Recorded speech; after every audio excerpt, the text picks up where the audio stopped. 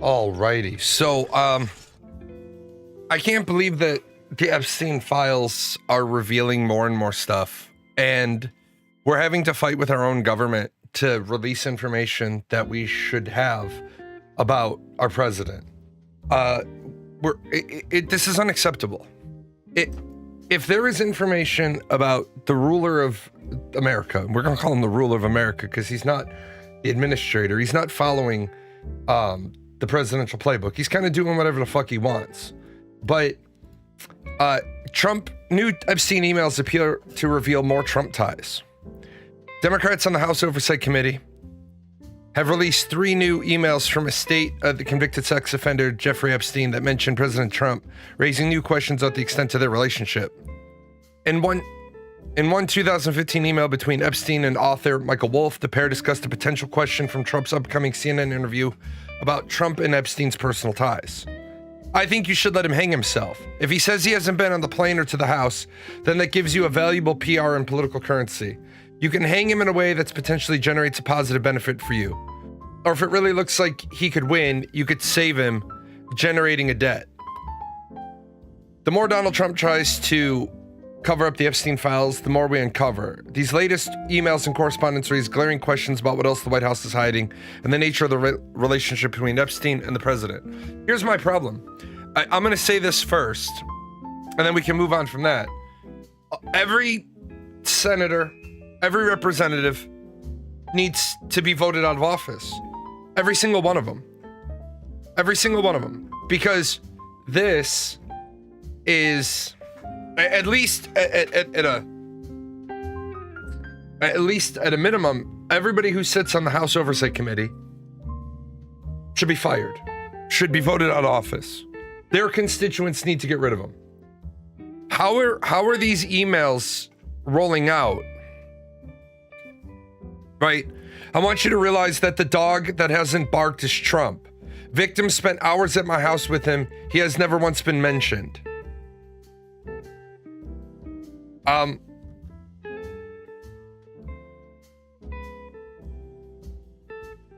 Victim, Mar-a-Lago, blah, blah, blah. Trump said he asked me to resign. Never a member ever. Of course, he knew about the girls as he asked Maxine to stop. I think you should let him hang himself. That's the one I just read. Another one said, Trump is the dog that hasn't barked. Trump spent hours at my house with one of the alleged sex trafficked victims. If this shit was known about years ago, why did the American people not get this information when they were deciding on a president? Because there is a certain amount of what you knew and what you didn't know, but there's a certain amount of, look, you had to know something. And this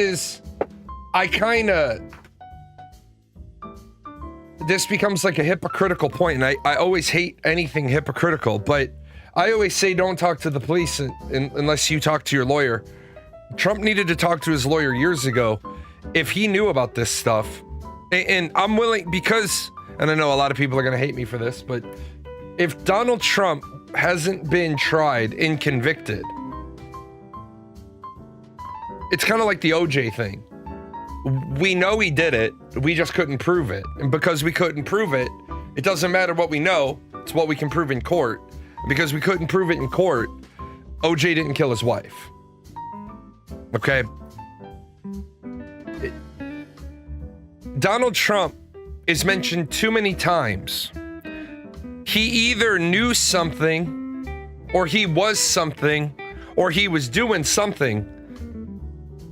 And until he's found guilty, we have to treat him as if he's innocent. But he needs to be tried for this.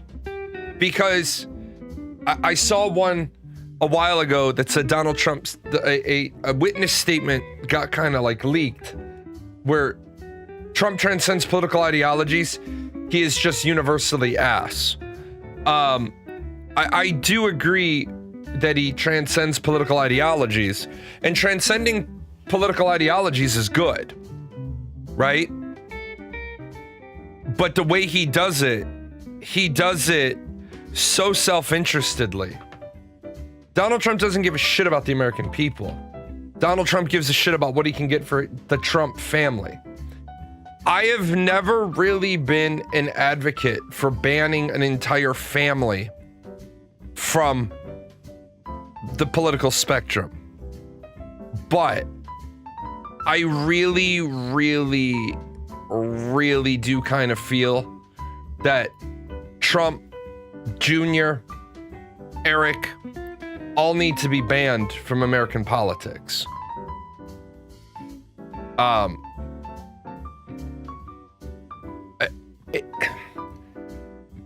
They're all crooked. Once Trump won the nomination, he had the entire political party under his thumb, and they were more than willing to protect him and run interference for him in order to preserve their own power. I think you're being unfair. I don't think you're being. I don't think you're being accurate. I think he had them under his thumb, absolutely, but I don't think everybody serves Donald Trump because they want to. I don't think they're more than willing to protect him. I think the problem is some of the Republicans go against what he wants because they're trying to preserve their seats and not have MAGA, because MAGA doesn't attack Republican seats as long as those Republicans are sitting down, shutting up, voting how Trump wants. We're going to see a big, and I'm going to say this, and I'm not, when I say something, I don't give a fuck about saying things for political points or popularity, because I don't, I don't think I'm being unfair. Every time someone has bucked Trump, he has thrown a toddler tantrum trying to get them primaried. He is an existential threat to their ability to stay in office. Right. That's correct. But you say they're more than willing to protect him and run interference. They're not all more than willing to do that. Not everybody in the Republican Party is happy about doing it. They're not willing to do it. What they're trying to do is they're trying to outlive this, because this has a finite time frame. You have Republicans that were here that are hoping to be here, and they just have to outlive the Trump era. Let me say this: Make America Great Again isn't good for anybody. Yeah, killing party internal dissent with shut the fuck up or you get primary is extremely unhealthy for a diversity of opinion in a party, especially if you only got two of those.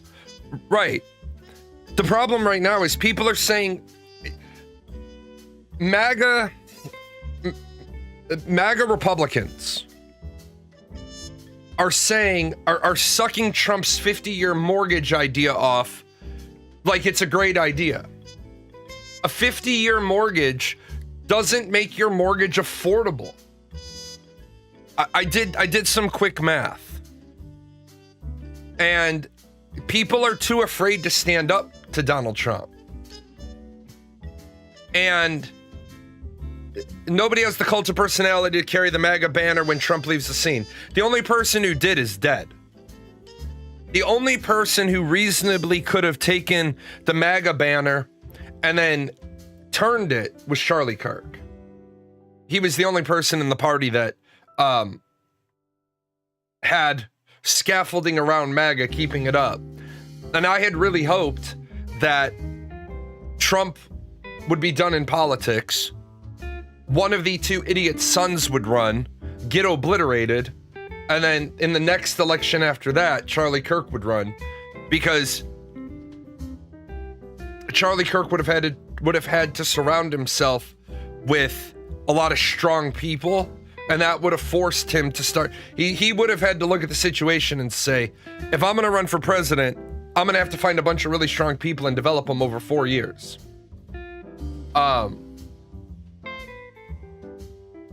I don't think there's going to be a massive political civil war in the Republican Party when that happens. And here's why. The civil war in the Republican Party has already happened. Now the people that are smart, they never buck Trump. They just keep their head down. They vote in a way that doesn't get their name brought up. They're not trying. What they did is they said, I can afford to pause for 12 years. My political career doesn't end in 2 terms. I don't think there's going to be a massive power vacuum in an actual political civil war. No, a lot of people take JD Vance seriously. A lot of people take Mike Johnson seriously. Mike Johnson's political currency has gone up for the last 7 weeks. If Mike Johnson can get that bill through the House today, Mike Johnson gets a huge win for his political career. Look at what Mike Johnson just did. Mike Johnson just got away with putting a gun to the head of the Senate. The lower house held the Senate hostage for 7 weeks. Literally saying, I'm not bringing the House back because we're not going to do a bunch of back and forth bills. I sent you a bipartisan voted on bill that gets the government open until January 30th. Vote it up or vote it down, but I'm not bringing the House back. He only agreed to bring the House back because of these small little concessions, which he believes he can get through today. People take JD Vance seriously. The wrong people take him seriously. JD Vance is a fucking war criminal. When you say, I don't give a shit about due process, you shouldn't be the heir apparent. But yeah, people take JD Vance seriously, and it scares me. Nick Fuentes will never inherit the party. Tucker Carlson will never inherit. Nick Fuentes is a white supremacist fucking racist. How deep his racism is, I have no idea. But when you use racist words, there is no, it's black or white. Are you or are you not racist? You are. Now it's, yeah, he doesn't like Jews. He doesn't like immigrants. Like, he's like, well, I don't have a problem if 300,000 smart immigrants come here, but the other ones, well, the fuck, man, then what's wrong with you? Like, Nick Fuentes will never be taken seriously in American politics. But I don't think there's going to be an internal civil war in the Republican Party. Because without Donald Trump,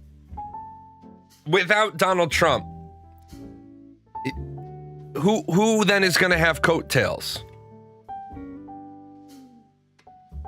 JD Vance is the heir apparent, provided Trump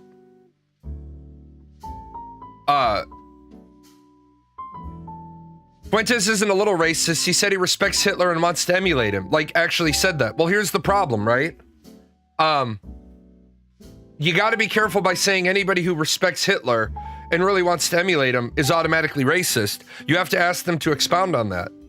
Because historically speaking, Hitler was if you want to be serious about a discussion, you don't throw all of Hitler out because of Hitler back end. Hitler's front end plan, what? Restored Germany? Said we were unfairly treated, put pride back into its workforce, took back the Rhineland, which should have never been taken from Germany in the first place. Up into a certain point. Yeah, he was, exactly. Hitler was a great fucking economic leader. He was a great political leader. And he was a military fucking genius. What happened is, at some point, this 9.2, 9.7, 9.5 guy makes a decision to start the Holocaust. The fuck is wrong with you? Big no on the military leadership for me? Really? Big no on the military leadership? Blitzkrieg? How fast did Hitler's forces get to Paris? It doesn't matter if it's his plan or not. He was the boss. The boss gets credit for the plan, man. The boss gets credit for the plan because the boss is the one who says, yeah, go with that. Hitler's fell apart when he decided to have a two-front war, one of them with Russia.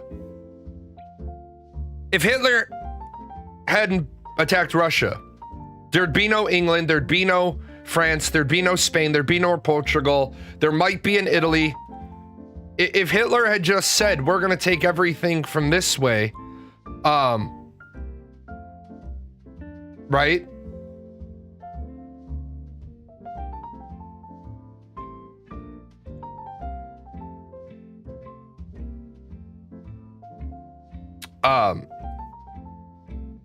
The world would be a different place right now. The world would be a radically different place.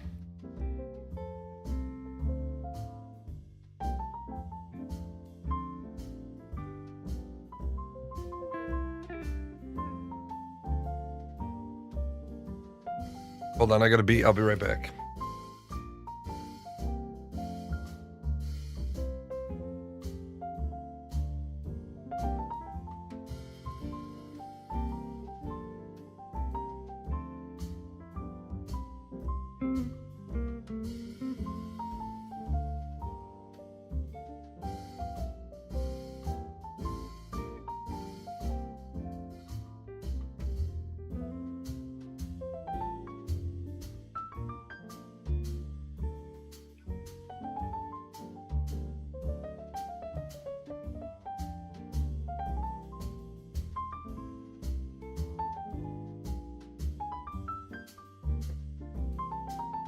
I'm also not sure if Hitler could have secured enough oil resources to continue the war without invading Russia in some fashion.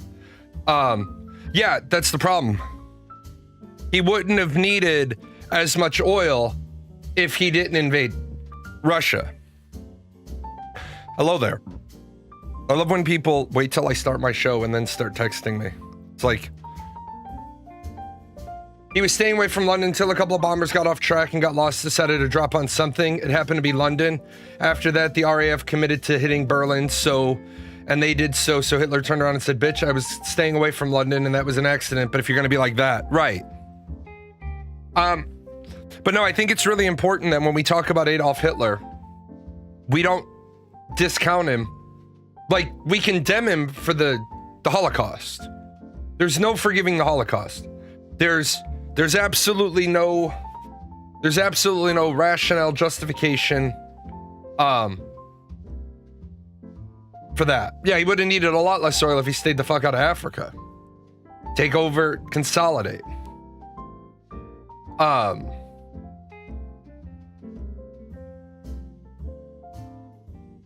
Yeah, pulling the bombers off of British industry to start doing random terror bombings was a strategic blunder, but that's why I say we get to a certain point and then we say, what the fuck are you doing?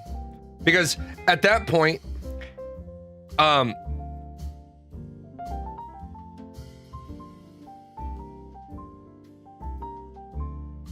at that point we're like, you were winning, but and I know I don't think he was unhinged. I actually believe, I believe in the theory that Hitler had syphilis, and here's why. You watch his mental state, and at some point he goes off the rails, and physically, mentally, psychologically. All those, like, they never found his body. They never did an autopsy. We don't know for certain, but I believe he had syphilis. I believe that's why he was, like, on a good plan, and then all of a sudden that good plan went sideways. But anyway, that's neither here nor there.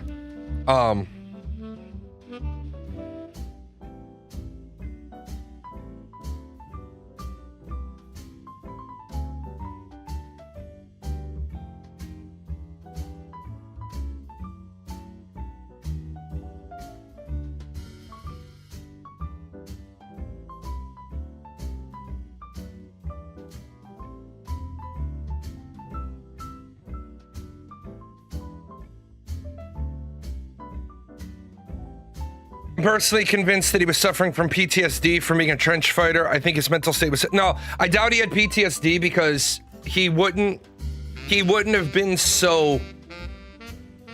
He wouldn't have been so together and then suddenly go fucking donkey balls at a point. But anyway, back to the whole point of Nick Fuentes. Nick Fuentes needs to accept the fact he's never going to be a major player in American politics. It's never going to happen. It's never, and the only way he becomes a major player in American politics is if, for some odd reason, like an Elon Musk gets behind him and puts hundreds of millions of dollars behind him.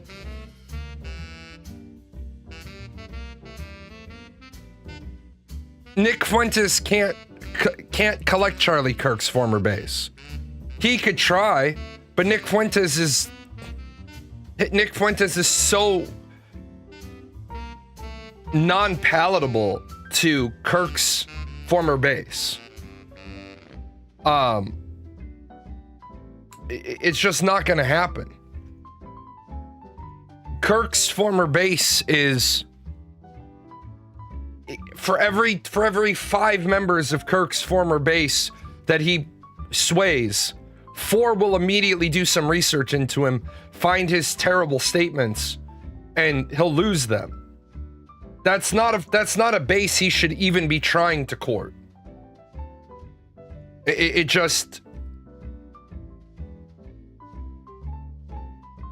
just bullshit.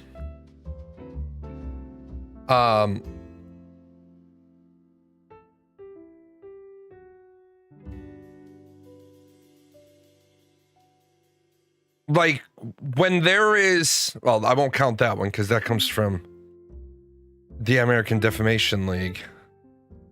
But like, here's why Nick Fuentes will never be taken seriously in American politics, right? Tucker Carlson interview exposes widening MAGA anti-Semitism rift. Tucker Carlson starts losing sponsorships after following interview with him. Nick Fuentes comments on Tucker Carlson's show. We'll look at that. Who is Nick Fuentes and why his anti-Semitism? American Jewish Committee. Nicholas Fuentes, 5 things to know. He's a white supremacist leader, organizer, and podcaster. And the mainstreaming of neo-Nazism. White nationalist live streamer. So, when your name is automatically associated with white nationalist, you just lost 13% of the vote. But it's not, MAGA's not a party. What you have to remember is Make America Great Again isn't a party. It's a faction inside a party. That's like the Democratic Party has the socialists, because we have socialists in people that are registered socialists, independents, Democrats, and then you have the Black Caucus inside of the Democratic Party. It's not like the Black Caucus is its own party that caucuses with the Democrats. No, they're a subsection. Make America Great Again isn't its own party, so it doesn't need to have a succession. It doesn't need to have leadership. It doesn't automatically get leadership. And the problem is, Make America Great Again, if it wanted to stay, if it wanted to try to spawn itself off as its own party, it would struggle because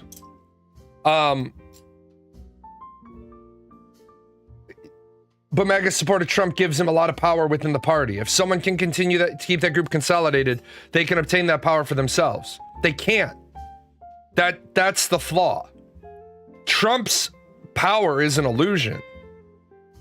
Trump only has that power because he was the president at the time, and because he didn't get convicted at his impeachment, he was the presumed nominee for the next election because he said, I'm going to run again.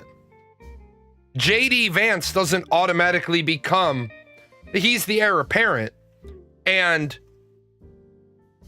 generally, if the vice president runs, if the vice president's polling above 50%, and the vice president says, I'm going to run for president, he generally gets the nominee.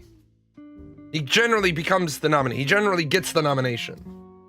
But I don't think JD Vance will accomplish that if he tries to take up the Make America Great Again banner. Because America right now isn't great. And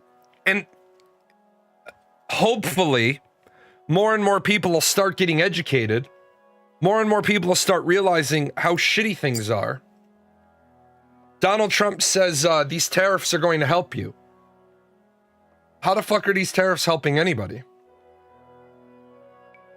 How are these tariffs helping small American businesses? How are these tariffs helping Americans that are paying more for food? I'm going to give you all a $2,000 rebate. You can't do that. He can't,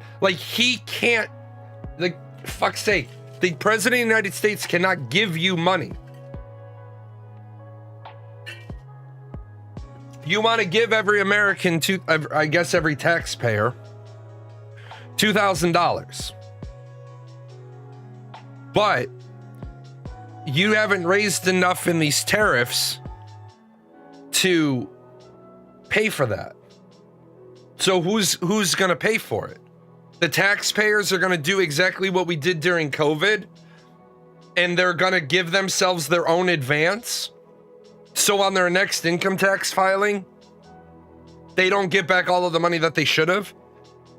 That's not a stipend.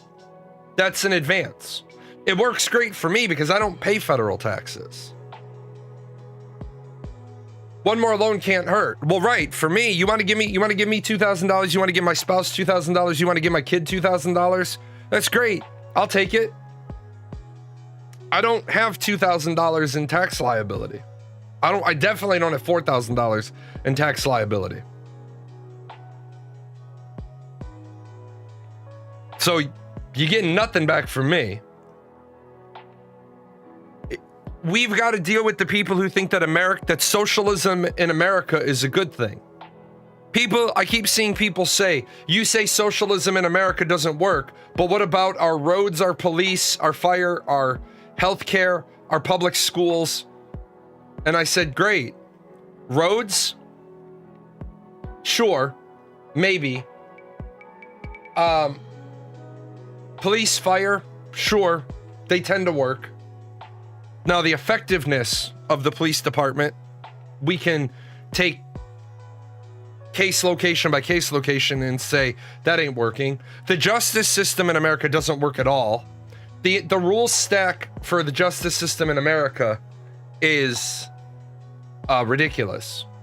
The entire concept of overcharging so people take plea bargains is ridiculous. There's that one lawyer up, I believe, in Michigan who isn't taking any more plea bargains. No,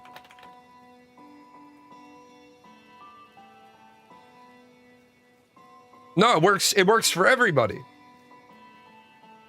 It works for everybody. 97%.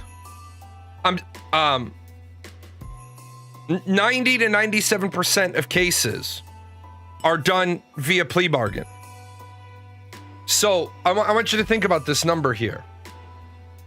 Somewhere between 90, 95, 97% of cases, depending on where you are you talking federal, are you talking state? So it's somewhere between 90 and 97% of cases are done with plea bargain.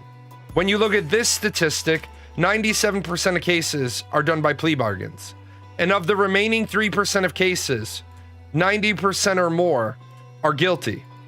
They get a guilty verdict. Because if you don't take the plea bargain, they're going to throw everything in the kitchen sink because the local prosecutor wants to maintain that 99% conviction rate. I don't want to know what a prosecutor's conviction rate is. I want to know a conjoined number between the prosecutor and the police department, and I want to know how many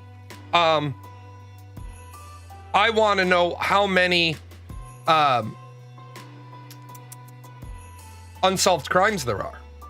Should plea bargains be entirely removed or just have restrictions put on when they can be used? I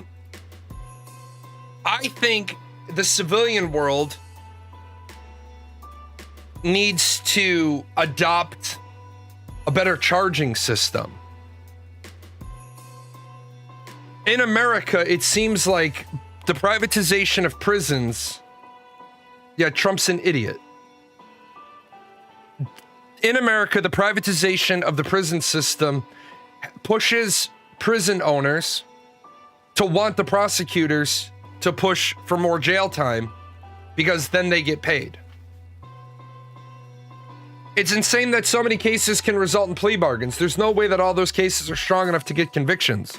But remember, they don't have to get convictions. Because I'm your defense lawyer, and I come to you and I say, okay, Warhead, here's the deal. You have a drunken, disorderly, and disturbing the peace, resisting arrest. Because, in public urination. Because when the cops came up to you and you were there, you were being rowdy, and you had an open container in public, and then they told you to go stand over there and wait by the car, and you thought it would be a good idea to piss on their patrol car. So you're facing 4 misdemeanor counts, a total of, if they charge you with everything, you're looking at 3 years in state jail. Or you can plead no contest, no lo contende to the top count. They'll dismiss the other 3 charges and you spend 2 years on probation. I'm going to let you know right now, if we take this deal, I'll have this deal typed up and signed. You'll be in front of the judge tomorrow. The total amount you'll owe me at this point is about $6,000. No. Here's the piece you're missing. This is where your need for a plea bargain comes in. So if you say yes, I'm gonna go over there, I'm gonna get this all done up, need you to be here at 9:00 tomorrow morning, we'll go in front of the judge, and then by 9:30 you'll be over at the probation office getting all set up. You're gonna owe me about $6,000. If you want to take this to trial, I'm gonna need you to fill up the tank to 10K. You're gonna owe me $4,000 for the work I've already done, and so I'm gonna need $14,000 out of you by the end of business today. And then every time my retainer gets down to 5, you're gonna have to tap that back up. So I fight for you and I get you a not guilty. Congratulations. Here's your final remaining bill. Once I take all the money out of the retainer, you owe me $3,000 more. And you're like, shit, I'm at $27,000 for a bunch of piddly misdemeanors? Yeah, because every single time I got to get on the phone to talk about your case, that's $200. Every time I had to come to court for a hearing, a pretrial, a discovery, a motion, I'm hitting you for an hour or 2 at the courthouse, my travel time to the courthouse, and all my prep time. And you're like, well, holy shit, shouldn't the state pay for that? This is what's fucked up about our justice system. In order for you to get your $30,000 back, your $27,000 back from your criminal defense, you have to prove misconduct on part of a police officer or a clerk or the prosecutor or the DA or the judge. Charging a minimum of a half hour for anything means a 5-minute conversation is $100. Try again. Most criminal defense attorneys, a 5-minute conversation is $300. Because those fuckers are charging anywhere between $400 an hour and $1,200 an hour. 5-minute conversation, but the person that had to dial the number, $600 to $1,200 an hour. Criminal defense attorneys. because they're the ones that have the relationships with all the judges and all the prosecutors. You're not paying them necessarily for their legal expertise. Part of what you're paying them for is that they golf with the judge on Thursdays. Whenever they don't have a case in front of that judge is their friend. That judge used to be a partner at their law firm. Like, you're paying for the fucking backdoor politics. How does that judge get away with it? It is rigged. If prosecutors didn't have a strong enough case to convict, wouldn't they be more willing to drop the charges though? No. Because here's the problem. They know this is what happens when they overcharge you. They know for a fact if they only charged you with drunken disorderly. If you're only charged with drunken disorderly, hold on, let me see real quick.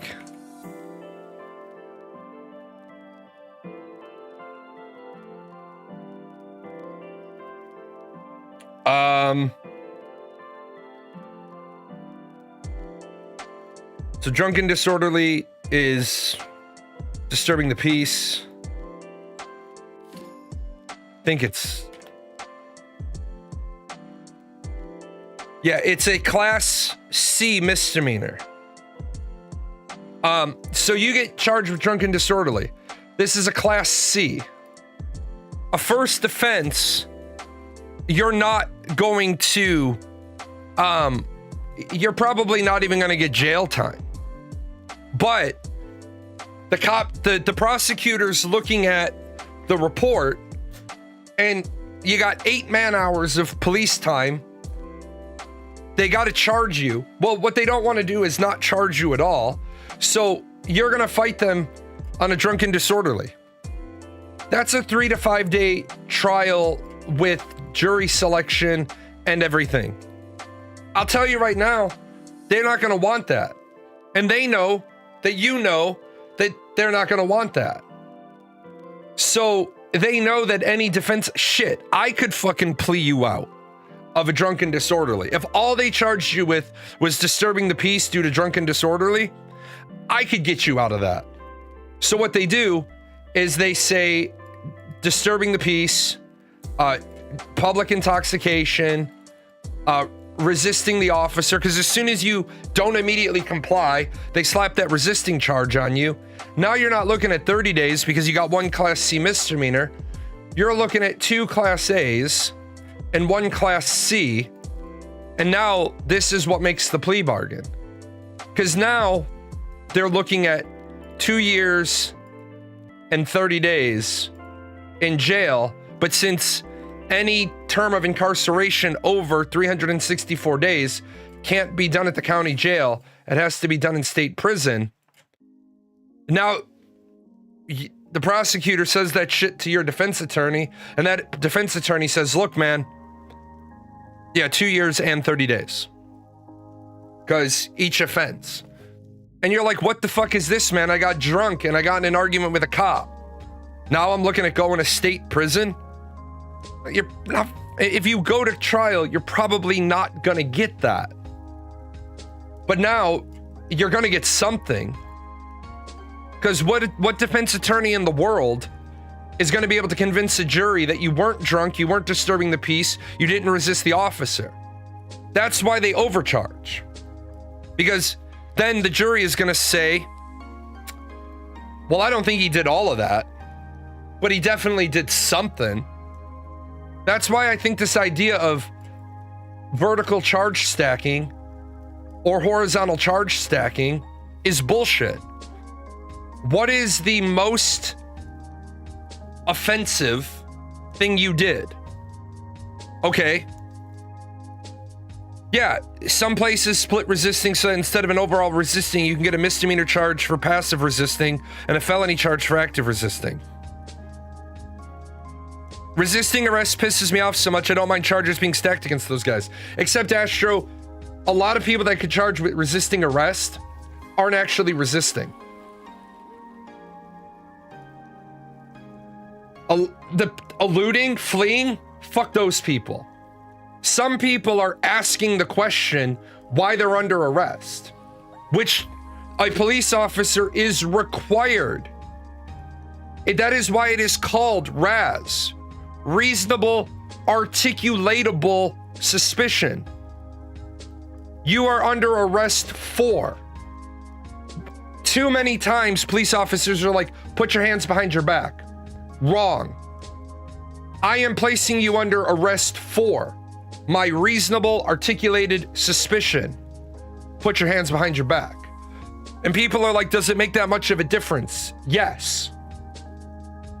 Eluding and fleeing need to be taken off resisting and put, well, some of them are. In some states, eluding and fleeing are on their own statutes. The problem is, you just say to the cop, put your hands behind your back. No, what are you doing? You said the word no. Now you've been charged with resisting arrest. That's bullshit. That's a bullshit charge. The cop didn't say why he's placing you under arrest. No is the right answer. You have a constitutional protection from... Dude, you can't jump to the skull. I'm sorry.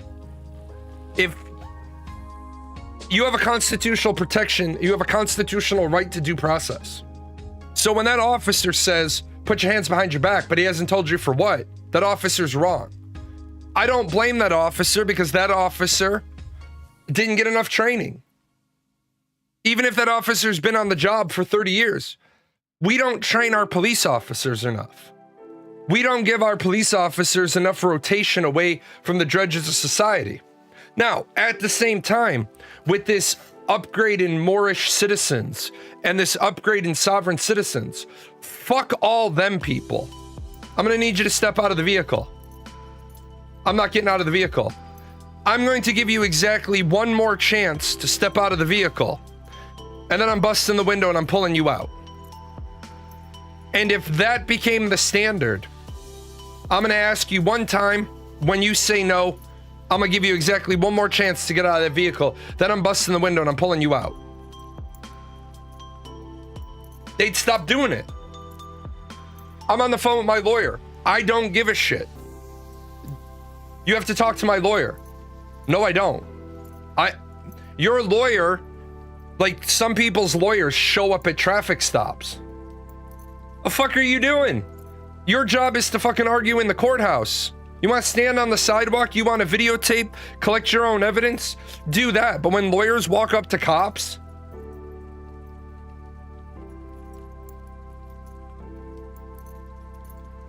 yeah, the word shouldn't matter. Resisting arrest should only be a physical thing. If you're complying physically while saying I'm resisting arrest, then you shouldn't be charged. Well, you shouldn't never say I'm resisting arrest.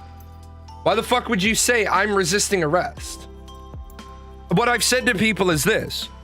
You shouldn't ever debate with the cop because you can never talk your way out of an arrest. You can never, ever, ever talk your way out of an arrest.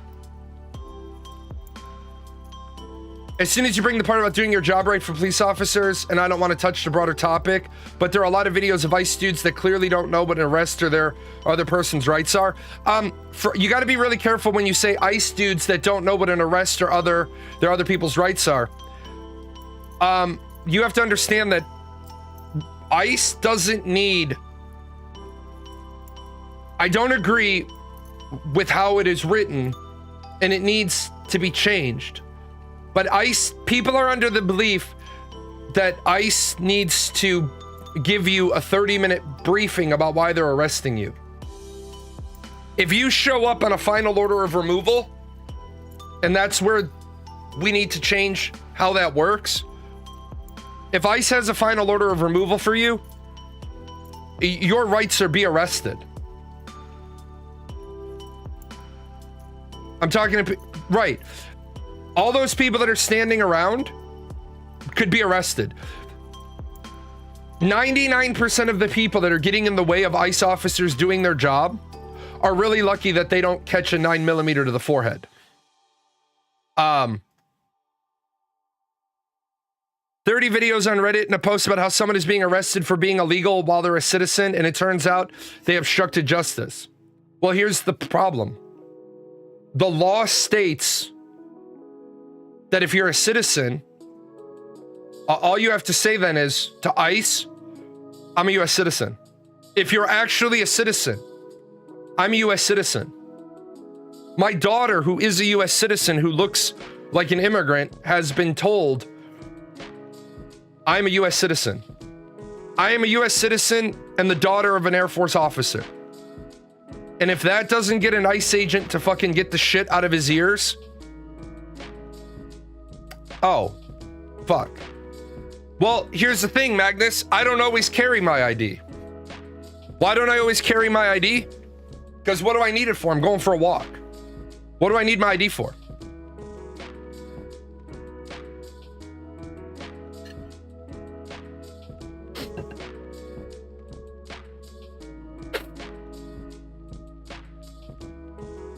They're not getting arrested for being illegal. The title is lying about it, so their status is irrelevant. They were being arrested for getting in the way of ICE arresting an action. Okay, if you interfere with a federal officer executing their job, whether or not that bust ends up being righteous, you're wrong because you interfered in the process.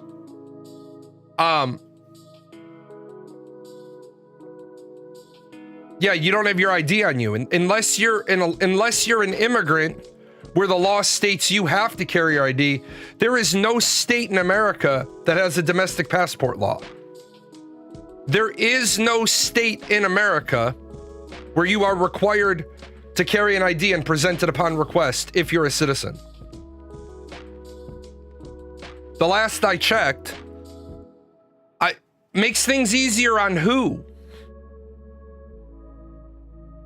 Magnus, my question is, what the fuck were you doing that you got stopped by a police officer?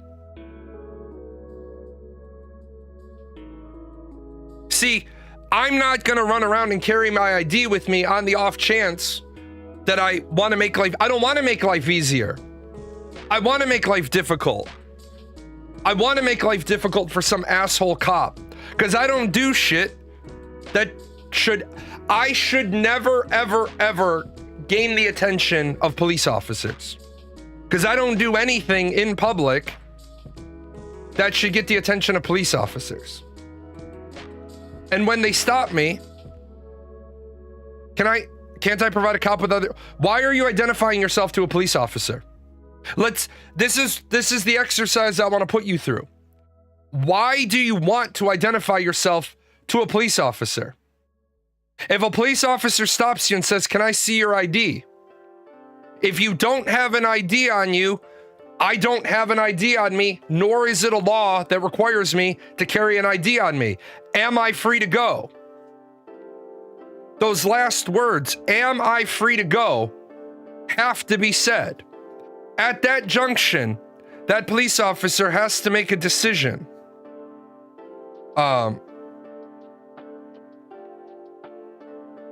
That police officer has to make a decision.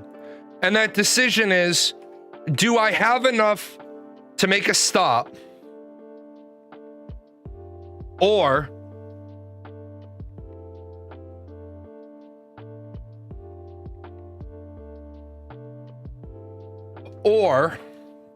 do I have to let this person go? I don't want, wrong place, wrong time. Was walking by a shooting and I fit the description of a tall in black clothes. Okay? Let me ask you this. It's an honest question. If you fit the description, why the fuck would you talk to the police officer? If a police officer stops you and says, you fit the description, why is a single word gonna come out of your mouth other than, I invoke my right to remain silent, I invoke my right to consult an attorney before being interviewed by the police? Why the fuck would you identify yourself? Here's why. In another throw of the dice, the way that situation goes is you end up going to jail. And you end up sitting in jail for 2 days. Yeah, because you thought it would get you out faster. If the officer knows enough shit to arrest you, he will arrest you without talking to you. And if he doesn't have enough to arrest you, he's going to let you go when you say, "Am I being detained?" You do not want to speak to police officers. You do not want to speak to police officers. We need to change society so that people want to cooperate with the police again. But as it is right now, you do not want to speak to police officers. I want to help them solve the crime like the detective in the book I'm reading. Yeah, and unfortunately, a lot of people find themselves charged with shit or spend a weekend in jail waiting to see the judge because they talked themselves right into an arrest. We need to change our entire judicial system. You should not be allowed to be overcharged so that you take a plea bargain. It shouldn't be like a one-day process to select a jury. Most times I've been stopped, it's just because I take a walk in a shitty neighborhood. I think we need to move away from this idea of we need a job. We need it stated that jurors, you're impaneled for a week. And you're going to hear a bunch of misdemeanor cases. In the military, as an officer, when it's your quarter, you're on the court-martial panel. It's 12 weeks. My boss was livid once. Out of 12 weeks on the court-martial panel, I spent 9 weeks as a jury member. And when you're on the court-martial panel, you can't interface with your job. When you're on the court-martial panel, if your PT test is inside of that window, you take your PT test early. You literally don't exist as a member of your unit while you're on a court-martial. If there is pressing business that only you can sign for, you get an exemption by the court to do, like, I gotta sign something because somebody's going to OTS. I gotta sign something for something else. Like, unfortunately, you're not a member of your unit at the time, if the judge says so. Sometimes the judge doesn't give a shit. It's a petty charge. He's like, whatever, do your daytime work on your own time. But shit, man, even a fucking shoplifting charge was a 4-day court-martial. 4 fucking days. We need to change it in the civilian world where we don't impanel a fucking jury for each individual misdemeanor charge that gets done. Look, you're the jury. We interviewed you all on Friday. You were selected to be jury 1. Come back Monday. You're here all week.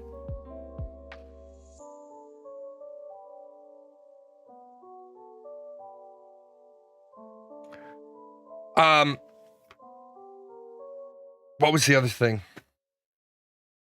Oh, houses. I want to talk about this shit that people keep bringing up about generational wealth. Generational wealth. I keep hearing about generational wealth.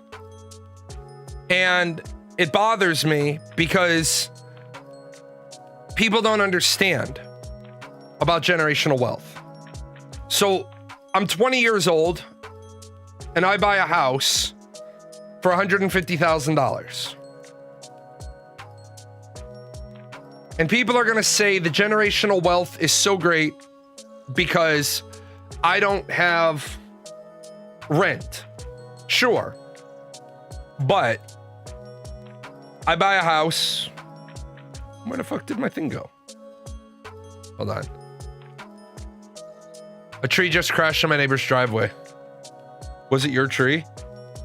It's gonna suck if that was your tree.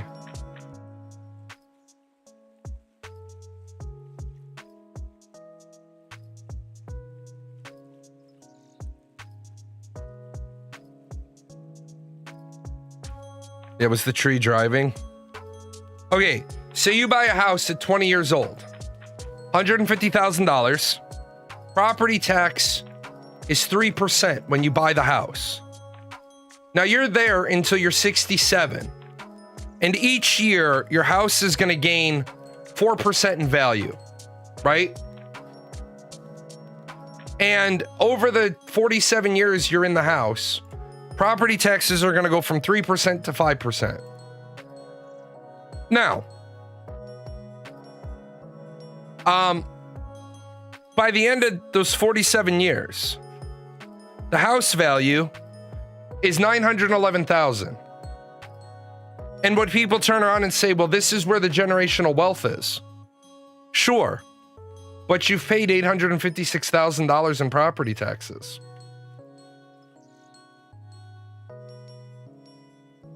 Where's the generational wealth?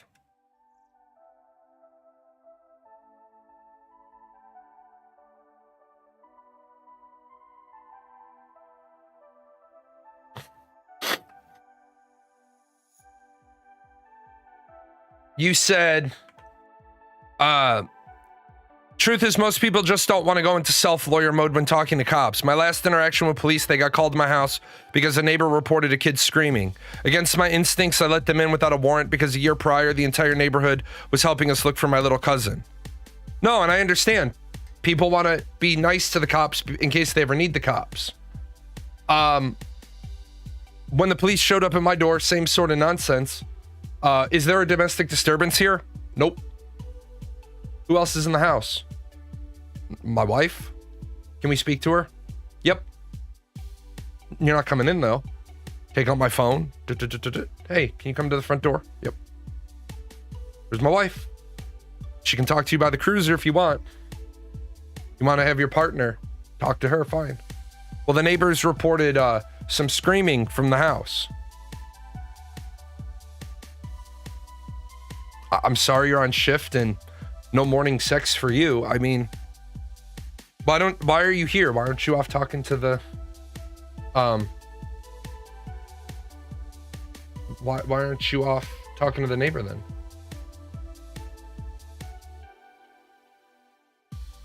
If you let the police in your house and they find anything illegal, they can charge you with possession of those items since you allowed them to enter without a warrant. Correct. Absolutely correct. Which is why I always say to people,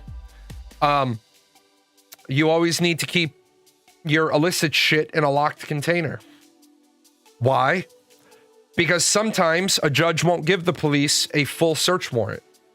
Sometimes a judge will give police officers a look-see. A look-see is that they can walk through the property, they can look and see, but they can't open anything locked. A lot of times people will get off on a search warrant because their car was on the street. The police search the car. They find the smoking gun.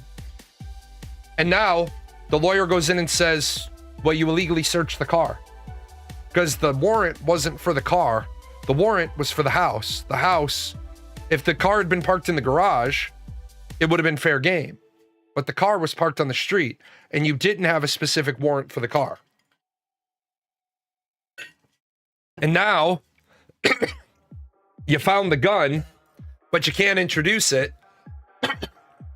And now the district attorney is going to stare at the police officers and say, great, now we have to play the fucking inevitable discovery game. An inevitable discovery is now the fucking prosecutor has to become a legal contortionist and try to spin a tale of how they would have gotten a warrant for the car, and that's based on, well, we found evidence in the house that would have led us to getting a warrant for the car. And then the defense attorney will say, well, great, why didn't you do that? You're not immune to the murder weapon. Then the prosecutor has to go through inevitable discovery. And sometimes inevitable discovery is really easy. Other times it's really difficult. Inevitable discovery. Our the victim was murdered with a 357. Upon executing a search of the house, we found a gun rack with a 357 foam spot and 357 ammunition, a box of 357 ammunition with 6 rounds missing out of the box. Inevitable discovery then would have had us file for a warrant for the car, which we observed parked on the street. Well, now the gun's back in because you met inevitable discovery. Yes, yes, we searched the car without a warrant, but it wasn't a bad faith search. It was a bad letter search. But I can connect the dot with 1 degree that I would have applied for a new warrant. We had the suspect in custody. We were standing at the house. The car wouldn't have been allowed to leave. The judge will probably admit it. Now, if we found nothing in the house, well, shit. Now you're shit out of luck. Because now it'll be like, well, you had nothing that would have allowed you to get a legal warrant for the car. Which is, again, though, which is why we need to revamp our entire judicial system. We spend an awful lot of time harassing people over bullshit charges. But when I say we need to revamp the criminal justice system, I want harsher penalties for some things. I want harsher penalties for some things because people are entitled, and the judicial system needs to be something people fear. Like the guy that just got a ticket on Disney World property for driving at 120 some odd miles an hour. I'm glad that Florida has a law that makes that jail time. Look, most of the country now has a 70 mile an hour speed limit. After 70 miles an hour, you have to be driving hella fast to make up even 1 mile. You want DUI to be a big jail time myself. Why? DUI in and of itself,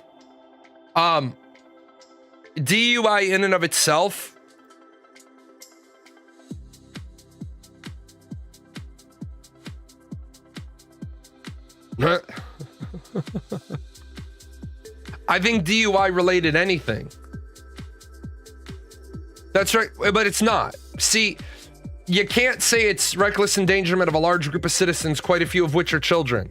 The person got their DUI at 1:13 in the morning. Who the fuck was out at 1:13 in the morning? If you're gonna make an argument, you have to make a solid argument. Who's out at 1:13 in the morning? There's large groups of children out at 1:13 in the morning?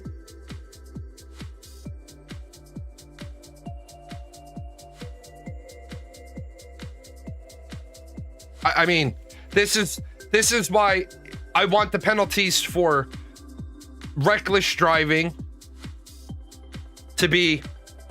Oh, if you're talking about the Disney thing, then you're a little bit delayed. Then yeah, because Disney property is full of kids. Yeah, because it's a problem that doesn't go away until their judgment impaired brains can't make a bad judgment call because the penalty is so severe they would never do it. Right, but the problem is you got to have a whole generation of people that incur that wrath before you change it. For example, I think the way you get, I don't think you punish the DUI directly. I think you punish the DUI indirectly. For example, I think driving on a suspended license should be jail time. Now, it doesn't matter why your license is suspended. You got your license suspended because you're a deadbeat dad.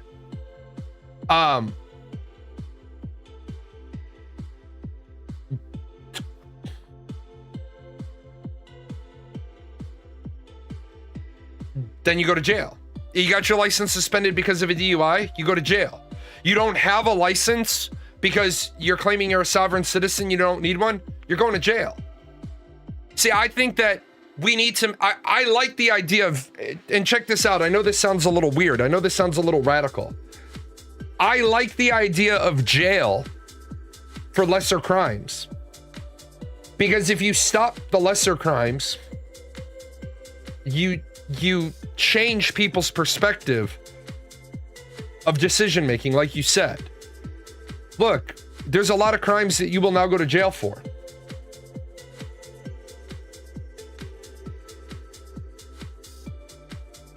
Could probably just make sure DUI fines are high and eventually they'll stop or not be able to drink.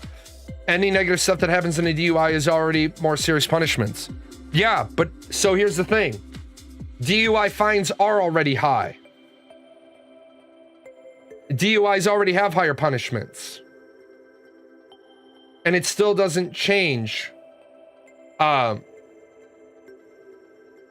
Yeah, there is data behind punishing lesser crimes, leading to less harsher crimes happening. The military has fucking volumes of that data. The problem is they don't care until they hit somebody. No, Magnus, the problem is they don't care because they don't care. The problem is they don't care because they've gotten away with it so many times.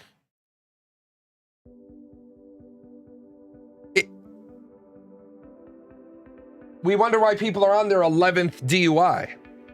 Look, in my world, you wouldn't be alive at your 11th DUI. In my world, you wouldn't be allowed to generate an 11th DUI because you would have spent the majority of your life in jail for numbers 3, 4, and 5. Look, you had a DUI and your license was suspended and you were driving anyway. Not only were you suspended, but now you have the aggregating, mitigating factor of you were intoxicated as well. Have fun in jail for 5 years. Sentenced to 5, eligible for parole in 3. You're gonna put people in jail for driving on a suspended license? Yes. Why? Because we suspended it. You already had opportunities to conform and you chose not to.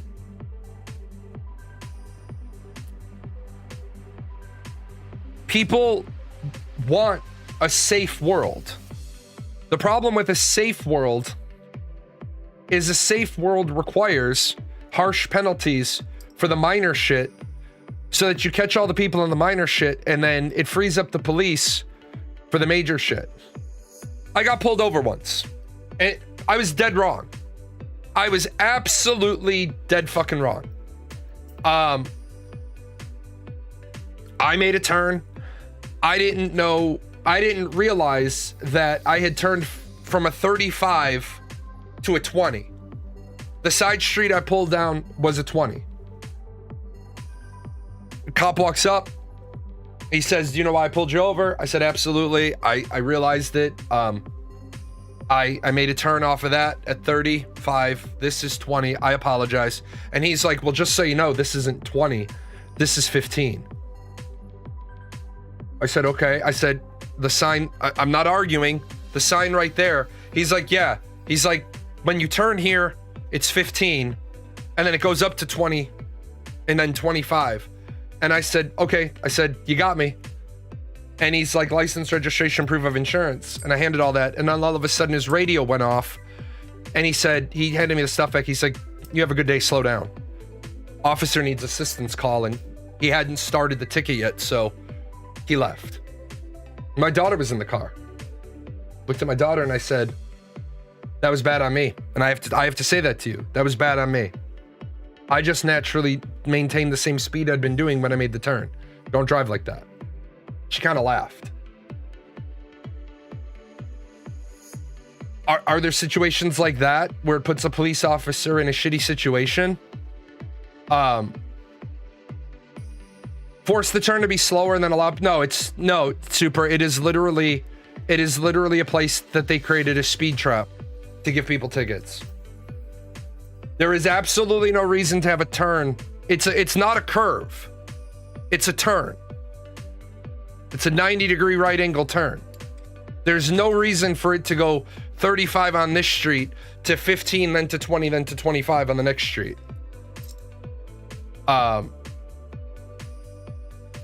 It's just a place that they created, and they have it posted. After the turn, there's a sign, 15. I was just bullshitting with my daughter, asking her about her day, made the turn, didn't see the sign, saw the next sign. Saw the next sign, so I was doing the next sign speed. Okay, I was probably doing the next sign speed. He pulled me over and it was right, just stop. I never went that way again. I thought that was fucking stupid. But there would have been people that would have been screaming at that fucking cop. I'm not going to scream at the cop.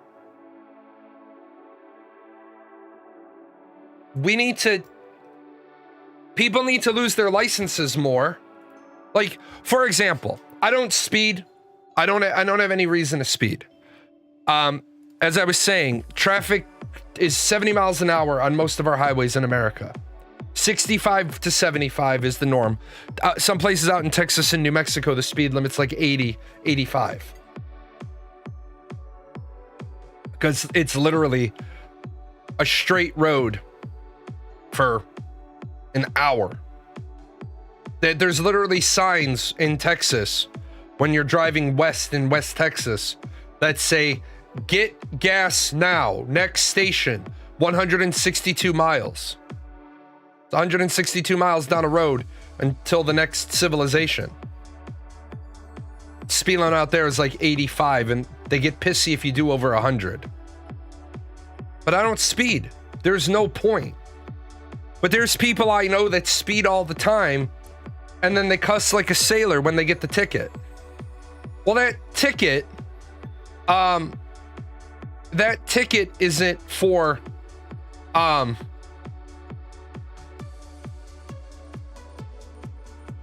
that ticket isn't for the time, that you're getting pulled over right now. That ticket you're getting right now is for all the fucking times you speed. It's just your turn. Yeah, there's places in Texas you're going in a straight line for 300 miles. Well, there's a gas station at like the 162 mark. There's a gas station about halfway through that stretch of road. And it's like the guy's house is a fucking gas station. Like, I'm not even joking. It's like the guy's got 2 pumps in the front and he's just sitting there rocking on the front fucking porch. And he's got a little switch. He hits the fucking thing and fucking walks down to you. Like, that's Texas for you. Yeah, police don't strictly enforce speed limits either. The whole reason police didn't pull people over in the past, well, police have been pulling people over for 7 or more over for about the last 20 years. The reason why police don't pull you over for 5 is because there's no point.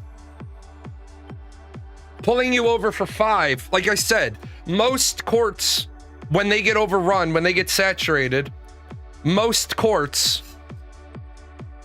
if the traffic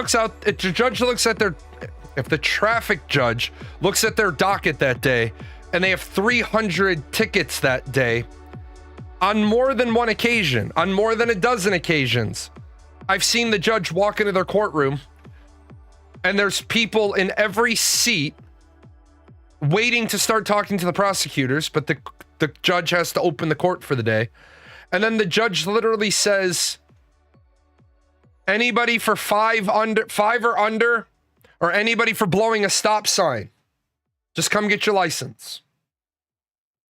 Because the judge sees how many 5 overs I have, how many stop signs I have, and the judge is like, if the only thing you have is 5 over or less, or blowing a stop sign, come get your license. You just got 150 people out of there. And I get it. The police are pissed. I took the time to write the ticket. I get it. I understand. But if the judge has 300 cases that day and a bunch of people want the hearing, that judge isn't going to get out of there until 10 o'clock at night. Truthfully, I think,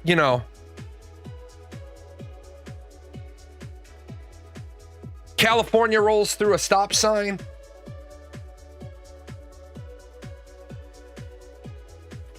Is a bad habit. I think those people need to be pulled over and said, hey, asshole, do you always have to go to court for a ticket, or can you just pay it and carry on? You can pay it and carry on, but if you don't at least contest it, states that do points Most people go to court to contest the ticket because they're trying to get something lesser for a lesser amount of points. Some people can't afford the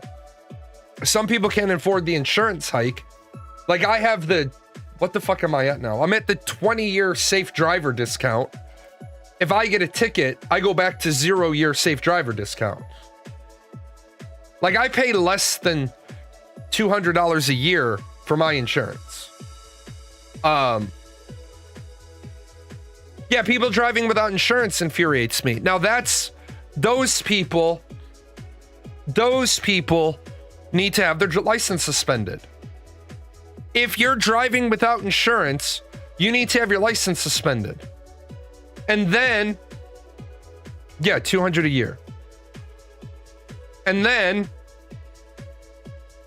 if you get caught driving on a suspended, you need to fucking go to jail. And I know that sounds weird, but if your society is known for actually giving a shit, I pay $200 a year for my car insurance. I pay $200 a year for my car insurance. My car insurance is like $3,000 a year for the other two drivers who treat their fucking cars like this is Mario Kart and shit. But me is $200. People drive without a license all the time too. Jail. Send them to jail. You're driving without a license. Jail. You're driving on a suspended. Jail. Why? Because if you don't have to, it won't be very long before people figure out. It won't be very long until people figure out you can't do that. The counter argument will be, well, how do you expect people to support themselves if they can't get to work? I expect people to think about the consequences of their actions before they act like fucking turds. I think if a police officer, I think it needs to be the fucking standard. And fuck California for telling their drivers that the cop has to explain why he pulled them over before they get the information. Look, I show up at the window. You should already have your license, registration, and proof of insurance ready to go out the window. That's it. That's it. No discussion, no opening the window this much. I think it needs to be a federal law in the manual for the wheel driver that says if you have not rolled your window down all the way when the officer approaches the car, standard operating procedure is then the officer pulls you out of the car. Not even gonna fucking ask you to roll your window down. People need to be told at driver's school, when the officer is approaching your vehicle, you turn the interior light on, you roll your window down all the way. And if you don't want to do that, then the rest of this traffic stop will be conducted with you in the back seat of the cruiser.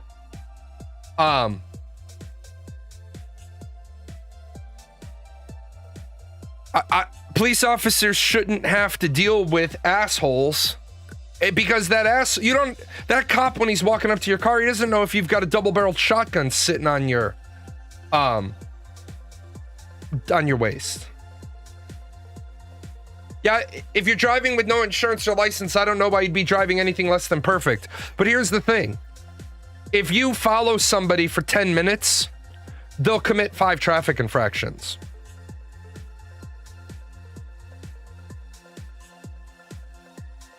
For example, it's not just a polite recommendation how many car lengths in front of you need to leave. In Illinois, it's in the book. 1 car length per every 10 miles an hour. Think about that. If you're doing 70 miles an hour, there should be 7 car lengths between every car. Like that's ever gonna fucking happen. If you get suspended, you can apply for a hardship license to get back to work and medical appointments, but you're completely fucked if they catch you driving to not one of those places. Right. Yeah, your law doesn't say how many car lengths, it says how many seconds. And it should be 1 second per 10 miles.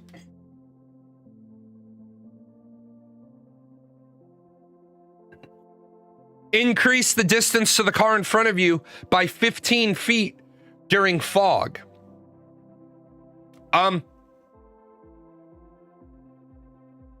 In dense fog, turn your fucking hazards on so the car behind you can see you.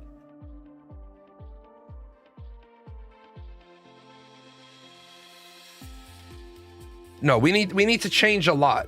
We need to change a lot about this country, but we need to change people's perspectives. People are talking about, I'll go back to the 50-year mortgage. People are talking about the 50-year mortgage thing. The 50-year mortgage thing is fucking dumb. The 50-year mortgage thing is fucking dumb. Trump just floated a 50-year mortgage. Is that a good idea? Most first-time home buyers take out 30-year mortgages. Under a new proposal, they may soon have an even longer loan option.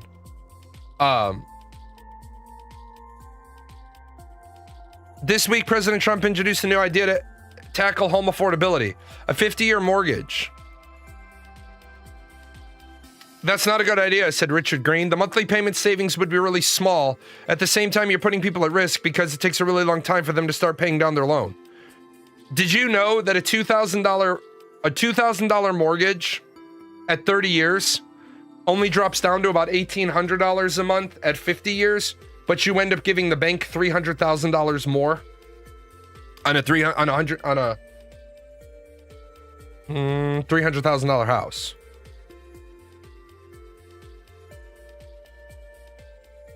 People don't understand what a 30-year mortgage is for. I want to say this to people, and it hurts that I have to keep saying this. It should take you 8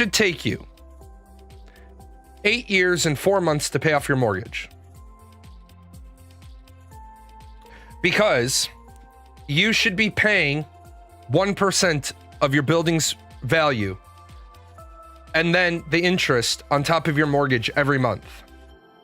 Because you're going to save yourself hundreds of thousands of dollars in interest. Well, that means I'm not going to be able to do anything fun for about 8 years. Okay. I understand that. But then why did you buy a house that you can't afford? Now we want to tell people that they have 50 years to pay off their house. Is that where the 3 times annual number comes from for the budget? Yeah. But see, as you've heard me say, I'm a firm believer in more aggressive debt pay down, because every penny you waste paying somebody else interest is a penny you didn't invest and then make even more money on. There are returns on money right now in the 20%, 22%. There are market funds that are performing at 22%. That's unheard of. But people are like, well, I want to go to Disney World. Yeah? I just laughed with my wife yesterday. We were just having a laugh. And we were saying we should just, because we're going to Disney again. Because we're Disney people. We like Disney. There's other things I was like floated ideas, and my daughter wants to go to Disney with us. And I said, okay, cool. We can do Disney.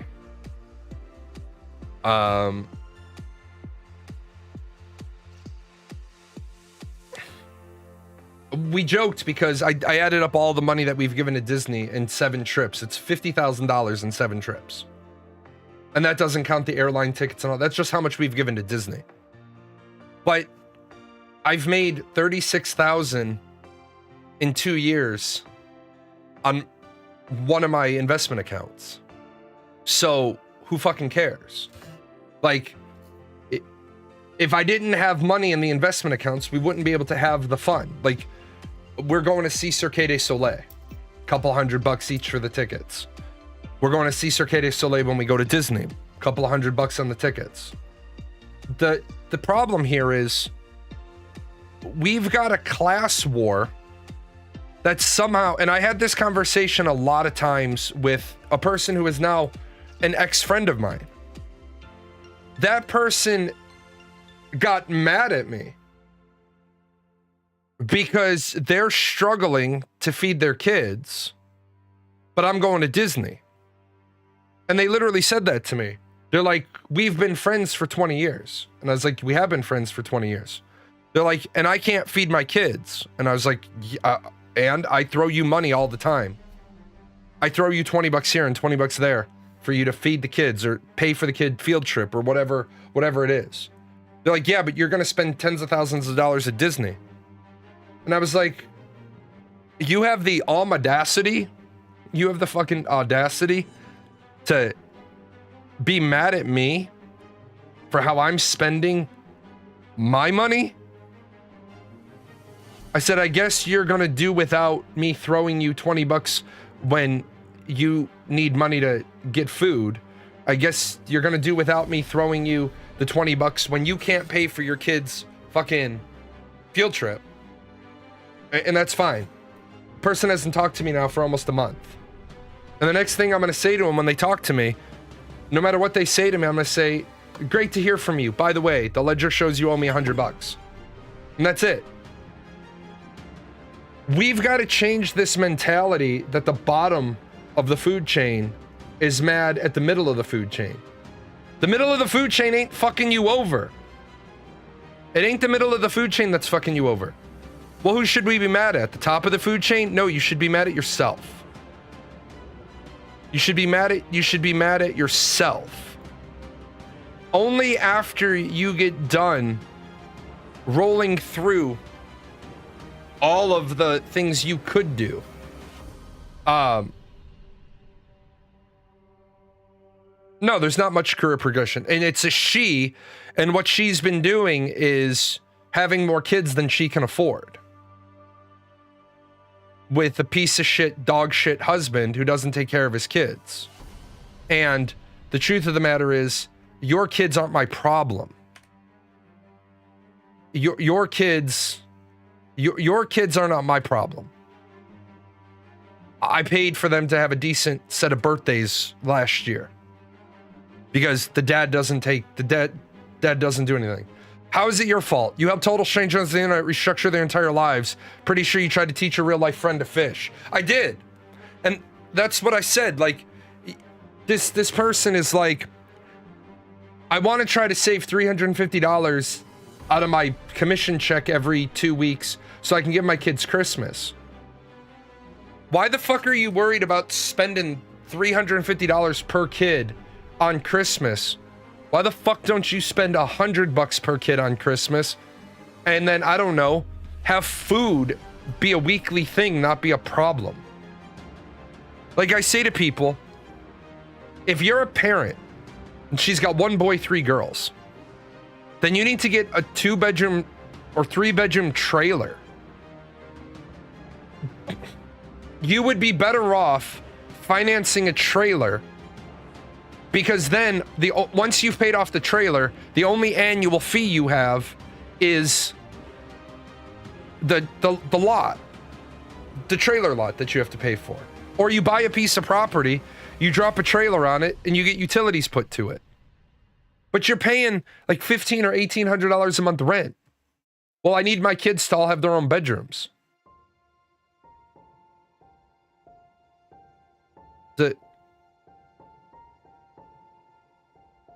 The motherfuck what? Now, I was fortunate. I always had my own bedroom.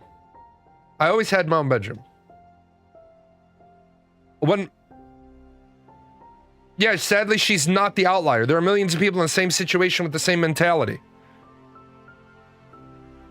Then maybe you should have gotten less kids. That's what I say to people. My original plan was to not have any more kids. I did not want more kids. Then I ended up having more kids. Adopted some kids, took in some kids, fostered some kids, and then had another kid. Right?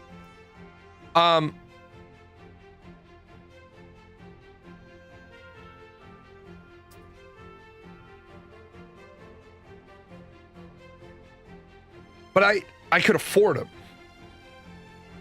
And then you say to people, you have to not do things that you have to forego. And they don't get it. They don't want to get it.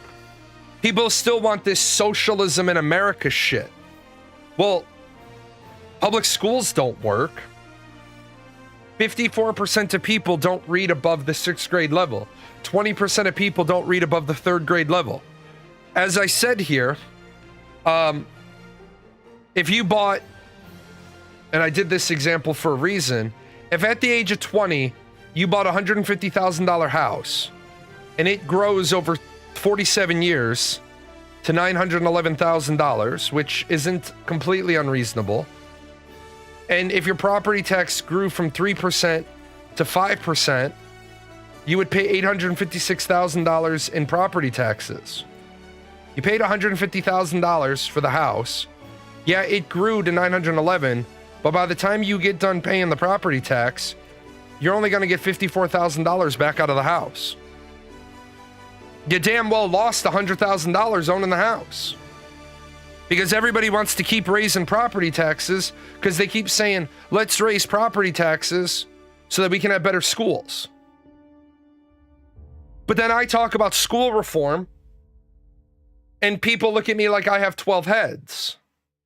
You want to have some fucking school reform? Here's one. All school sports are canceled. The phrase school sport no longer exists. Period. There are no more school sports. Schools are not in the business of having teams anymore. The local community has the team. They have to do it. Well, then they won't offer.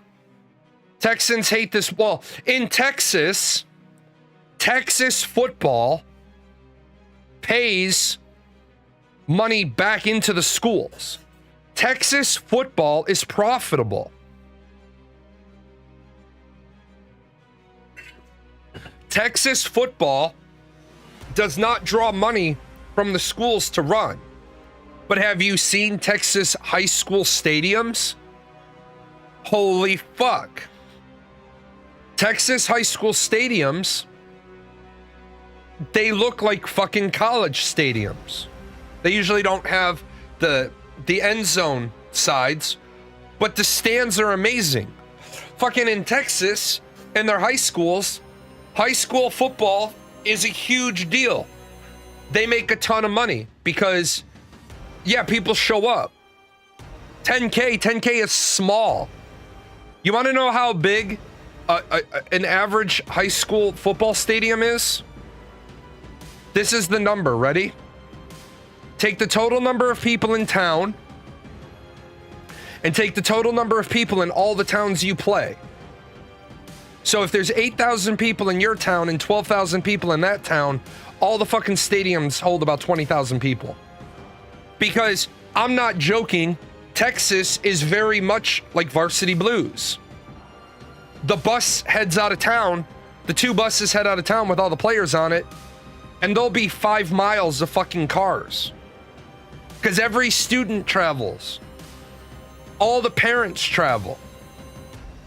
At Texas football games, man, they don't have like shitty little concession stands where they serve like hot dogs and maybe hamburgers. They got fucking food trucks that show up that have a deal with the school. We have to make $5,000, and after $5,000 up to $15,000, we split with you, and everything over $15,000 we donate to you. In Texas, high school football makes fucking sense. Because in Texas, they said, how do we make this sumbitch profitable? The problem is, in Texas, like Varsity Blues, you got a lot of Billy Bobs. Billy Bob, how many fingers am I holding up? No, Doc, you gotta make it true-false.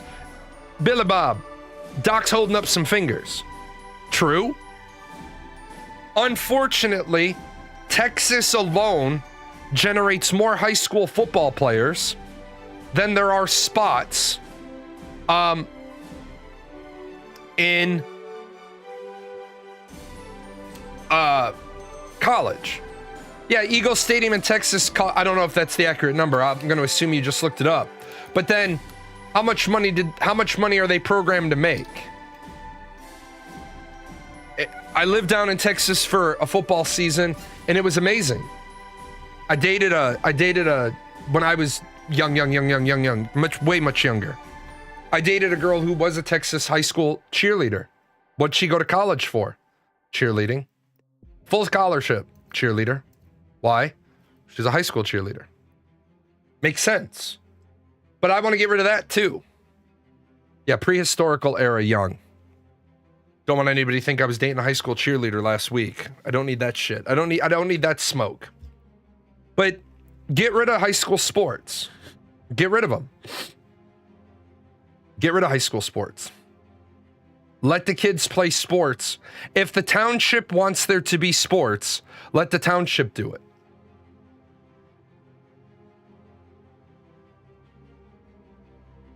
If I decided to take poker more seriously and try to play for profit long term, I might have to move to Texas.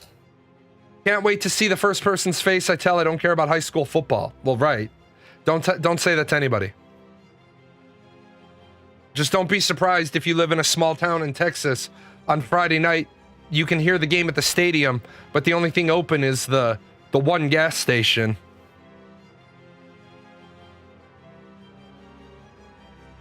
But you've got people that still want to say American schools are getting the job done.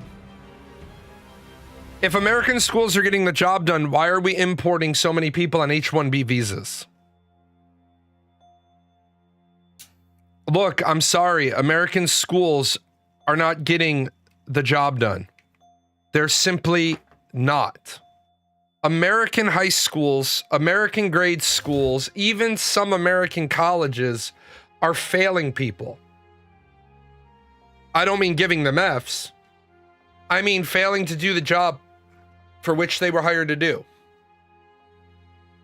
The fact, you know this by the fact our country didn't immediately respond to the idea. Donald Trump floats 50-year mortgage idea. The whole world, the whole country should have been like, that's fucking stupid. Why do you take a 30-year mortgage? You take a 30-year mortgage because a couple of times a year, you might have to spend money elsewhere. So you take that 30-year mortgage so that, like, and people don't understand how mortgages work. And even this guy that makes these TikTok videos, he's teaching people wrong. If you have $100,000, if you suddenly come into $100,000, put that right on top of your mortgage. And he's like, no, don't do that because it doesn't change your payment. You're right. It doesn't change your payment because of how a mortgage is structured. But it takes all of the back months off. His statement was, it doesn't change the payment, so you're still paying more in interest. No, you're paying the interest that you should be paying because the mortgage isn't a single loan. A mortgage is 360 loans, each one being a variable term. If you have a $300,000 house and then you inherit $100,000, take the $100,000, put it on top of your $300,000 mortgage. And then you just dropped 12 years of your mortgage off. But it's not going to change your monthly payment. Correct. But at year 17 and 11 months, that's going to be your last payment. Because you paid off all of the other mortgage. But he's literally telling people, home values skyrocket with a 50-year mortgage. They don't, really. How do you figure a home value skyrockets with a 50-year mortgage?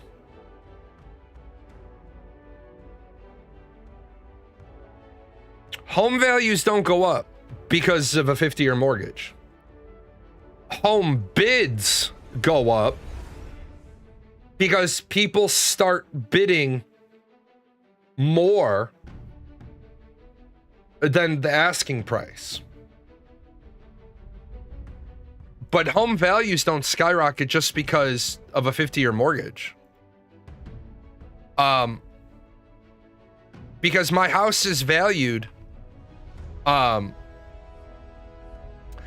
indirectly, it makes sense that they would. 50-year mortgage equals lower month mortgage payment, lower barrier to entry equals more demand. Except that doesn't change your home value. That doesn't change your home value. It changes the sale price, but it doesn't change your home value. My house now is, my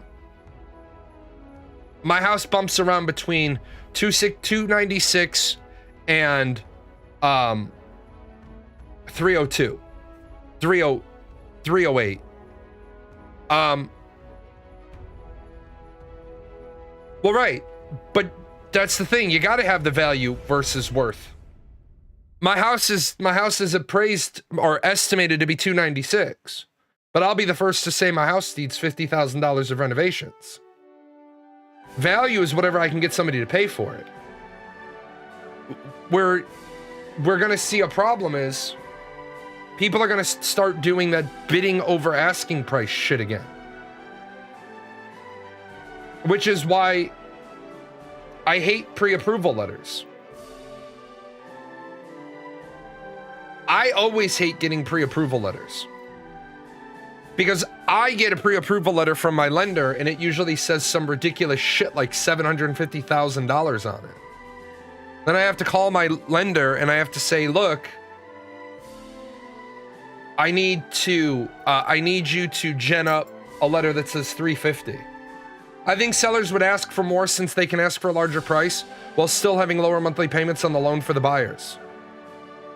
Except it doesn't work that way. The higher the price, the higher the monthly payment. Let's say my house is worth 300 right now. I know it's worth 300. I'm not going to suddenly ask for 320 because at 320, the person who's going to buy my house on a 50-year mortgage is right back to what they would have had to pay on a 30-year mortgage. Remember, you never, ever, ever want to overprice your house. You never, ever want to overprice your house. The first 7 days of your house listing are important. If you can't afford to take out a 15-year mortgage, you can't afford the house you want to take the mortgage on, that's incorrect. You should never take a 15-year mortgage. Should never, ever take a 15-year mortgage. Should always take a 30-year mortgage. You take a 30-year mortgage, but you have the lender do the 15 and the 30-year numbers. You take the 30 and you pay the 15 rate. So yeah, you completely messed up the math there. I want both the 30 and the 15 because I want to make sure that if I have to, if shit goes sideways, I have a much lower threshold that I'm accountable to. But I want to pay the 15, like, let's say it's $2,000 a month at 30 years and it's $2,900 a month at 15 years. Well, I'm going to pay $3,000 a month because I want to attack my mortgage full aggression. But then my daughter's getting married. Well, in the month my daughter gets married, I want to be able to pay $2,000, so I have an extra $1,000 for the plane tickets and flying out there and, you know, the dinner, da-da-da. But then the very next month, I'm back to paying $3,000 a month. If you lock yourself on the 15-year mortgage, you have to pay $3,000 a month, and then you can get, so that you're not paying more interest up front. Well, you don't pay more interest up front. If you can get a lower interest rate on the 30-year mortgage and get it structured correctly, well, you don't structure your mortgage. This is what I'm talking about, people not understanding mortgages. Your payment doesn't change. But because you owe less interest over the course of the whole mortgage, your payment doesn't change but you're always that little number that says on the old paper coupons, it says this, that, the other. That's no longer applicable.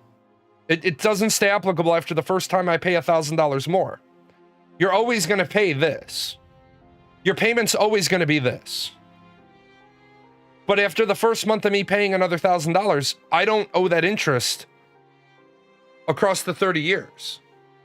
So now, even though my payment remains $2,000 a month, the ratio of interest to principal changes each and every time I overpay. But you're always gonna, it doesn't matter if you're on a 15 or you're on a 30. Mortgages are not pay interest on what you've used. Mortgages are always structured that all the interest is pre-programmed with the lion's share up front. If you pay a 30-year mortgage down at the 15-year rate, you're going to pay it off in 15 years. If I can afford my house when I buy it, should I buy it or still mortgage? Well, if you can afford your house in cash, you buy it in cash.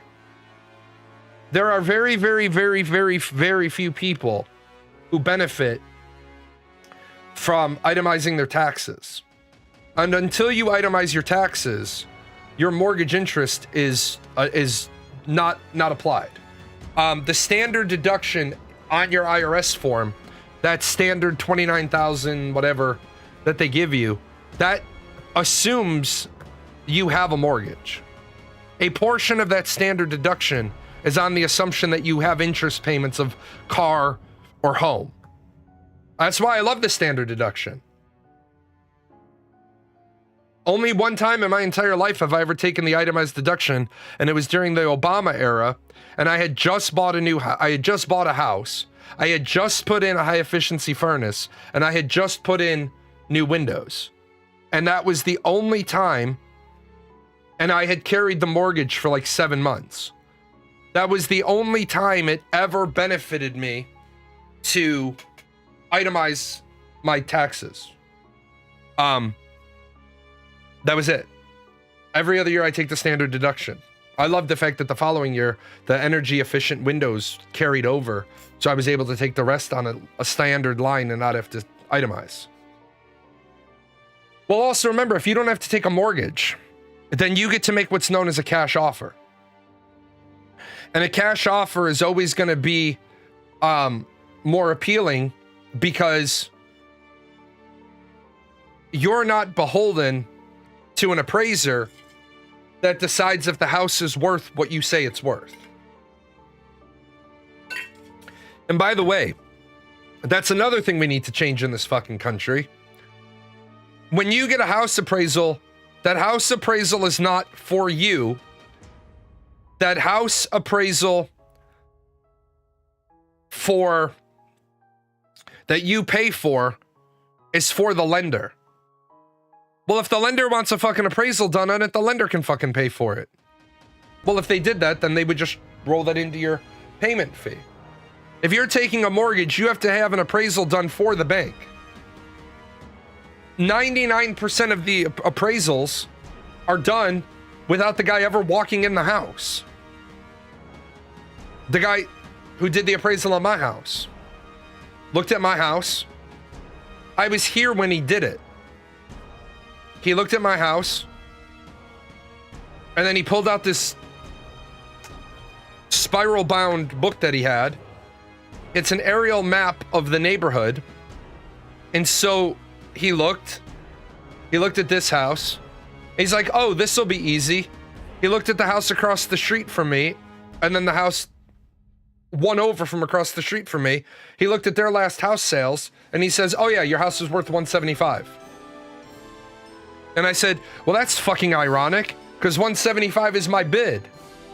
He's like, yeah, that's why the appraisal comes back as the house is worth $175. I said, so if I had bid $180, he's like, then the house would be worth $180. The fuck? So at what point are you going to tell the bank what the house is actually worth? He's like, oh, I never do that. He's like, I just tell the bank that your house is worth at least what you bid. The fuck? How the fuck is that how housing works? The house is worth at least what you bid. It's like when it comes to housing. As the buyer, I always submit directly the results of the home inspection to the seller, not just to the seller's agent, to the seller. If I've been able to pull their email off of an emailer chain, hey, just to let you know, I want to send these direct to you. Here's the results of the home inspection. The reason why is, if you share the results of the home inspection, they're now on the hook to disclose every single fucking thing that your home inspection found. I say to you, I need this done, this done, this done, and this done. I'm not interested in doing any of that. Then I need the price of the house to come down by $5,000. I'm not interested in doing that either. Okay, well, just so you know, then I'm going to walk away from the deal, which my contract allows me to do. But I've given you a copy of the home inspection, so you're not now required to reveal. You have to now, your fucking MLS listing has to list all those known issues. Otherwise, it's fraud. Because I will be the asshole who, 2 days later, I will have my realtor check to make sure you've listed all the known issues. Most of the time when you do that, they know you're still interested in the house, so you're gonna walk away from it, and now they're gonna be fucked making all these repairs, and they still have to list all the known issues. That's why sometimes you'll see a house go off the market. It'll be off the market for whatever the minimum number of days for it to no longer be a known issue, but a restored issue. But then they relist the house. It's all bullshit. When you paid for your house, from offer to close, it was less than 2 weeks. When I made a cash offer on a house, it was about 10 days. It was about 10 days. The only holdup was my inspector, the guy that I normally did for my inspections. He went to the house and they'd given him the wrong code, because my inspectors check the inside of the house. I don't dick around with that. Well, somebody has to be here. Look, if it's a house in probate, the realtor needs to be there, or you need to give my inspector the key, the code to get the key, because he's gonna check. And I think the house was listed at like 139, and my guy came back with a bunch of shit that needed to be done. And I went back to him and I was like, I'll take the house for 118. And they're like, well, we can't sell it to you for that because the house is in probate. It has to. I said, the house is in probate, and you're bullshitting that you can't sell the house for this.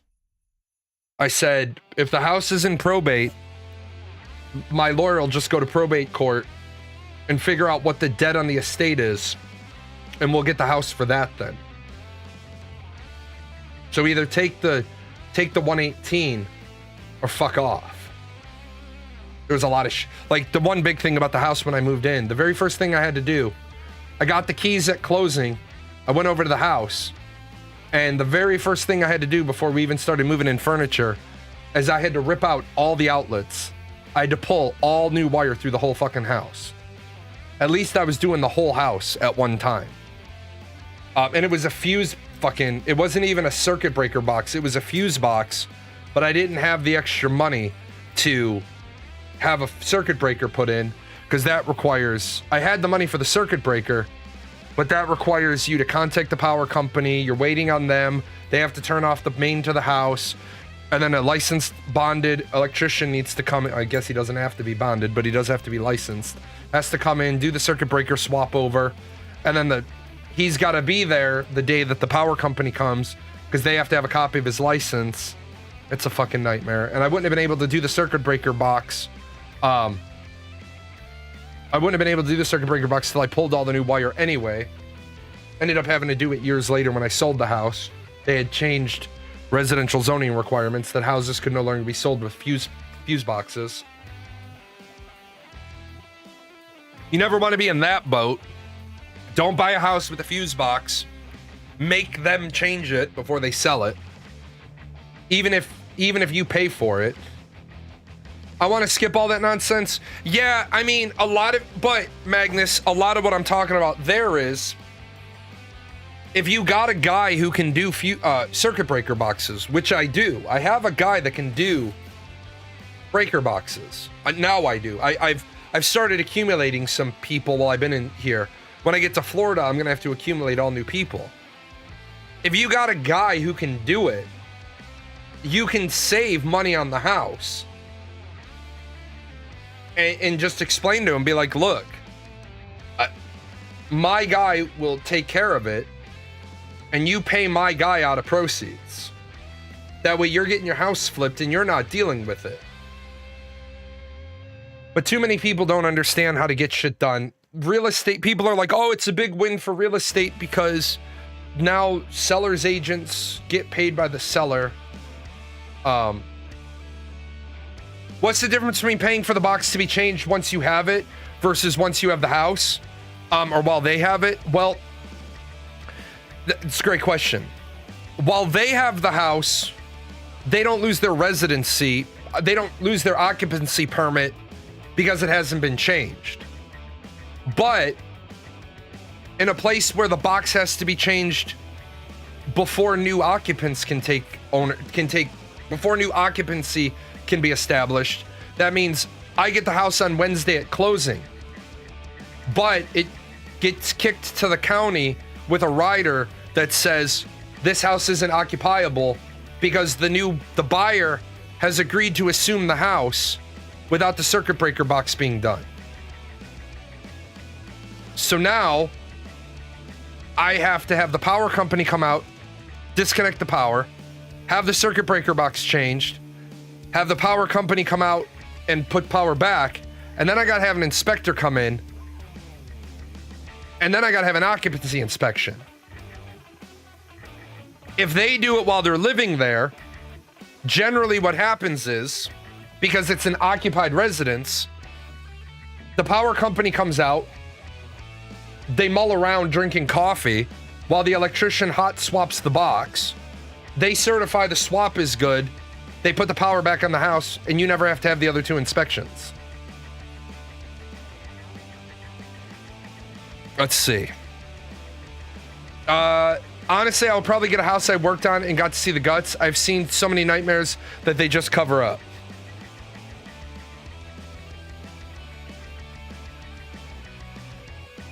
Oh my fucking god. Did he really?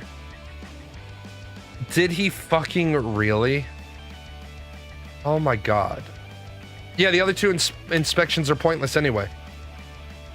Yeah. Most homeowners inspections are pointless. Please tell me somebody has vetted this and is 100% sure this is real. Trump sprays the president of Syria with his cologne and asks how many wives he has. The other one is for your wife. How many wives? One with you guys, you never know. Please fucking tell me this is... Please fucking tell me this is deep AI fake. Yeah. This is no. It's the best fragrance. Come here, man. I have no one here, sir. Okay. So what we'll do is just take that, Joe, put it in, and then the other one is for your wife. How many wives? You guys, I never know, right? I never. With you guys, you never know. Ah. And it's Trump's cologne. Donald Trump.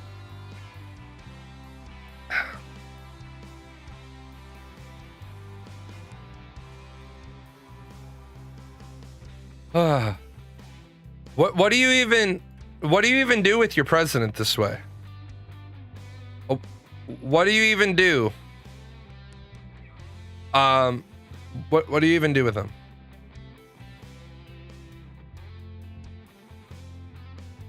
I mean, nothing wrong with it. No, there's a lot wrong with it. How many wives you have? With you guys, you never know.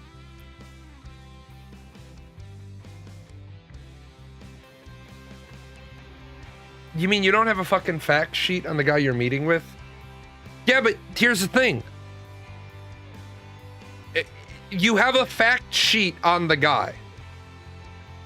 The president don't meet with nobody that he doesn't have a fact sheet about. You don't know how many wives the guy has? Brother, imagine going to the Middle East, seeing a pregnant lady and being like, are you pregnant or is there a bomb in there?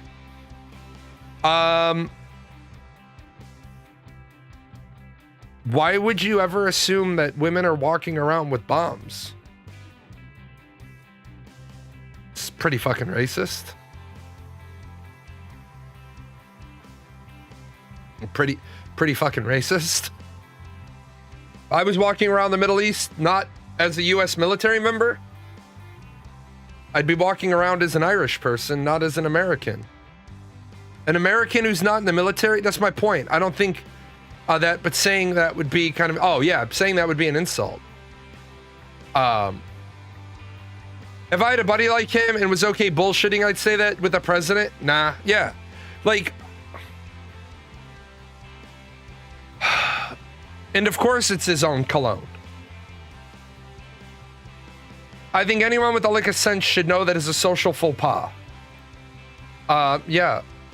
Trump is buddies with everyone. Man, you know what I want? I want a president who actually acts like a president. I want a president who actually acts like a president. I want a president that understands it is a lot easier to fix problems when you understand the problem. Why the fuck would you piss off Canada? I remember all these people. Yeah, is this your wife or your mistress type question? It's like, look, it is not my problem. It is not my problem. Look, I was in marketing.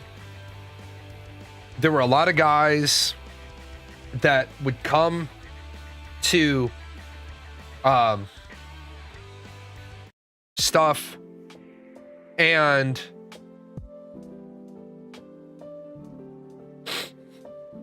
I would say to him as politely as I could, be like, hey man,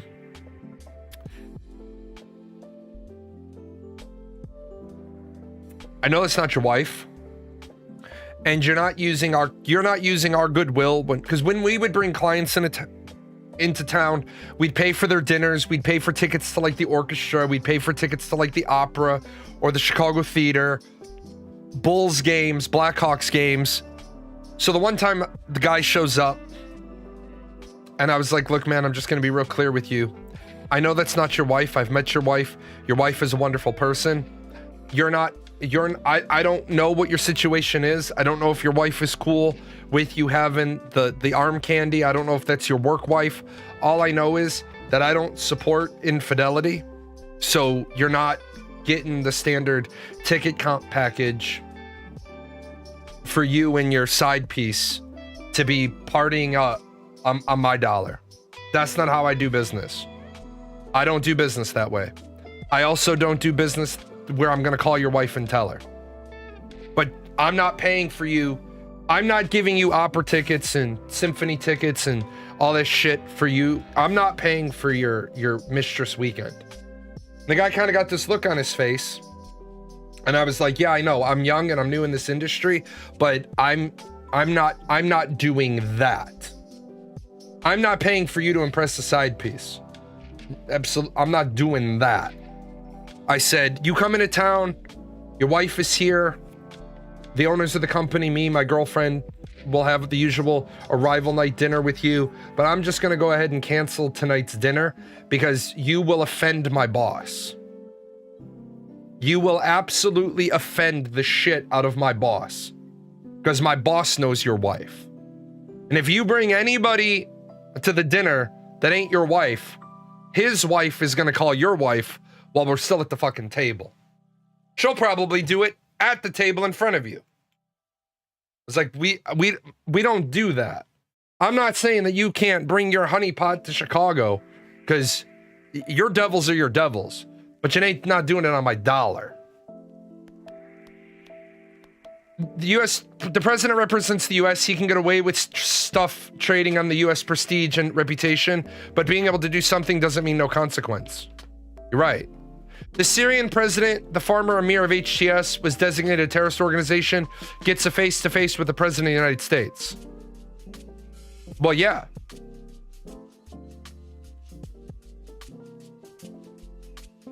How else do you want to bring peace to the region?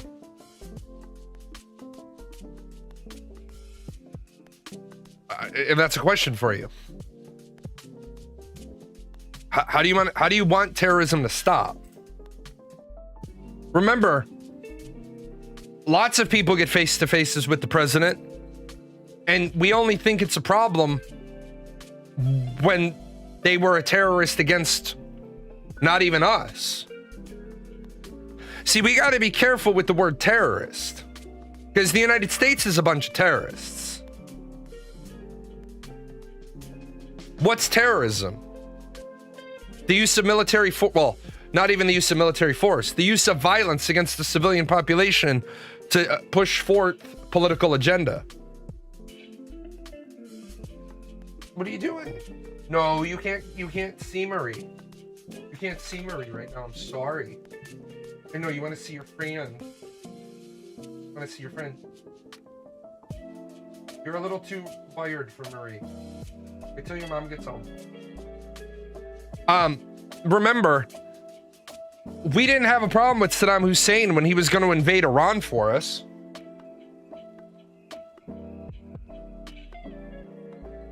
We only had a problem with Saddam Hussein when he decided he wasn't going to invade Iran for us. Saddam Hussein invading Kuwait, no good. But we gave him the 4th largest military in the world because we wanted him to deal with Iran for us. Osama bin Laden. Why do Osama bin Laden's bombs have distinctly American wiring signatures? Wonder why that is. It's almost like maybe somebody taught Osama bin Laden how to make bombs. It's almost like he was our guy until he wasn't our guy anymore. Look, man, if Trump wants to have every terrorist in the world at the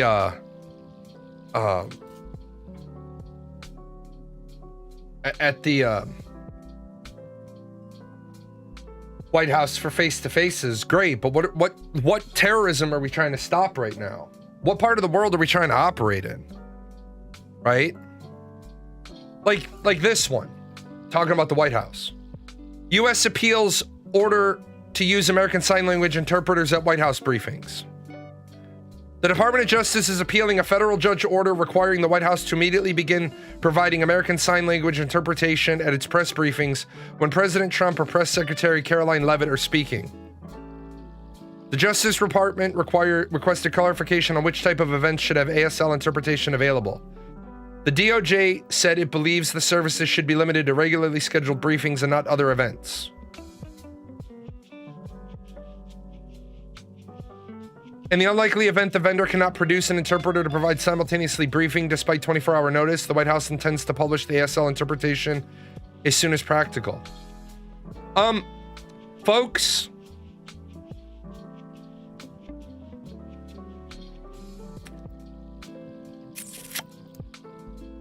what the fuck are closed captions for?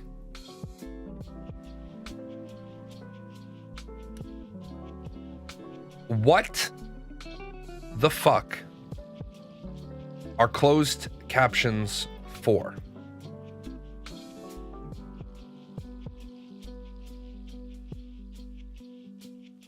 And I'm being deadly serious. Why are we literally struggling with the idea that we need to have an ASL interpreter. Because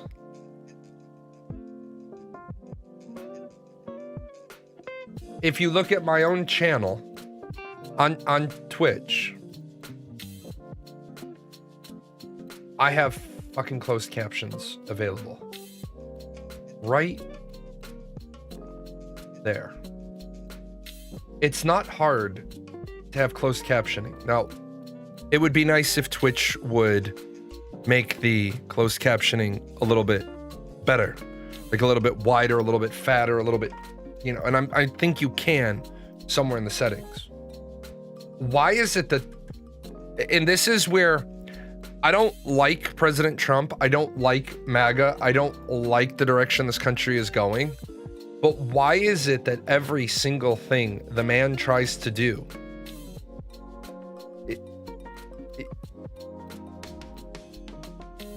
somebody wants to take him to court over it?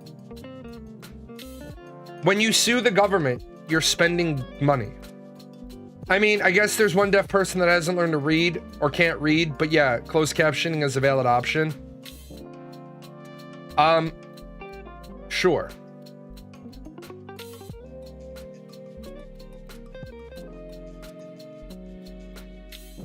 I'm just appalled that this is what our country has come to.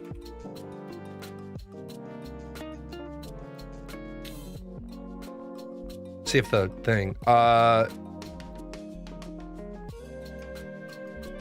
they don't even have a time scheduled. Oh, the House is scheduled to meet at noon. So the House started meeting an hour and 15 minutes ago. So I'm wondering if we're gonna get, before the end of the show, if we're gonna get the first vote. It should be interesting. I'm gonna take a quick break. I'll be right back.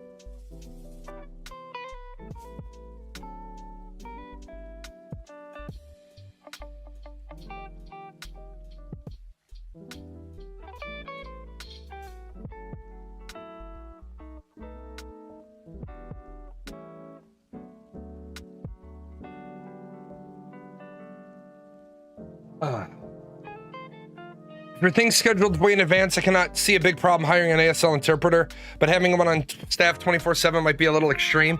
Okay, but then my question for you is this, right? Then we don't have a national language, so why don't we then have everything simultaneously broadcast in Spanish? See, I'm against the idea that we have to, if we provide closed captioning, then why the hell do we have to provide an ASL interpreter? And why was it that we immediately go to federal court for it? Like, is this a big deal? Like, are there a lot of people that are real time watching the press releases? Because remember, most of the time, so now what you're saying is you got to have an ASL interpreter.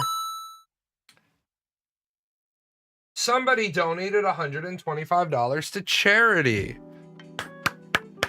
I appreciate you. That is amazing. Thank you. Thank you to the anonymous person who likes kids. I appreciate you. That takes us up to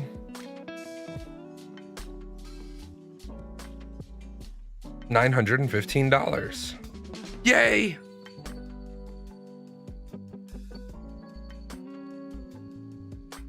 I too like kids, but I don't like trees. Maybe it should be up to the open market to fix it by having dedicated channels that will do ASL in Spanish. I think as long as you have closed captioning, then you should be covered. I don't like the idea. I do not like the idea of the courts. I think the courts have been way too involved with President Trump's presidency. I also think that too many lower courts, and this is another thing we need to carve out. There are too many lower courts that are making rulings about the president's decisions that shouldn't be coming from lower courts. First of all, we need to get rid of executive orders. Executive orders as written need to change. Executive orders as written need to be much smaller in scope. We should not be having tariffs placed on the whole world through executive order. Now, the bill that, or the authority that gives the president, the law that gives the president the authority to pass emergency tariffs is a good one if suddenly China drops the price of its steel by $300 a ton. Well, shit, that's going to hurt American industry. You were at 600, you've dropped to 300. We're just going to put a $300 per ton tariff because we're going to keep your price the same so it doesn't send ripple effects through the American economy.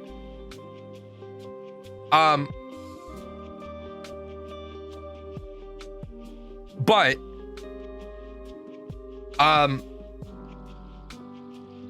he shouldn't have been allowed to just say, this is the new global tariff system. That's Congress's job. I want this shutdown to end. 900 flights today in America have been canceled. 900 flights.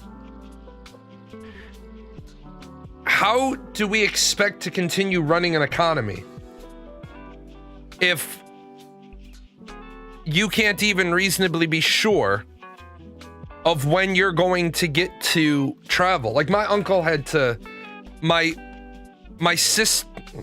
mom's elder sister, who's in the hospital, her little brother, he's my uncle, not the uncle that's in the hospital. He flew down. He flew down on a one-way ticket because he doesn't know how long he's going to be there.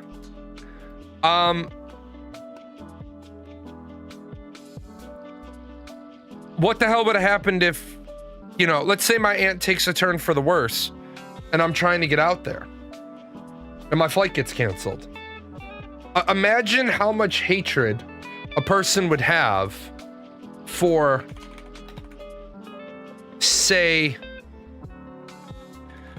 the administration if they missed a chance to say goodbye because their flight was canceled because of a government shutdown. No, I'm sure you could say, well, people are always going to be mad all the time. Driving straight through. I couldn't drive straight through to Scottsdale. The best idea of driving through is about 21 hours and 51 minutes. That is a long fucking haul. That's not doable in one day. So you got people are like, well, if you can't afford to wait for the plane, you could drive it. Yeah, it's gonna take me 2 fucking days to drive it minimum. And if you think about it, at 21 hours, every about 4 hours, you lose about a half hour.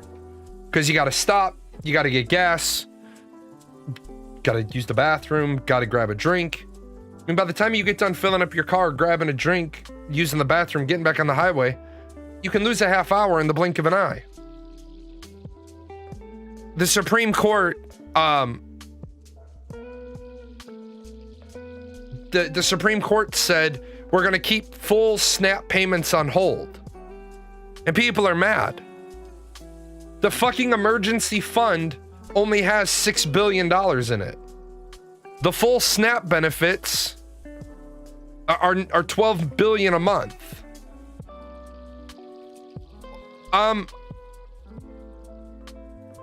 How did a judge lower than the Supreme Court give themselves the authority to tell the federal government, the executive branch of the federal government, you have to spend money you don't have? How do you spend money you don't have?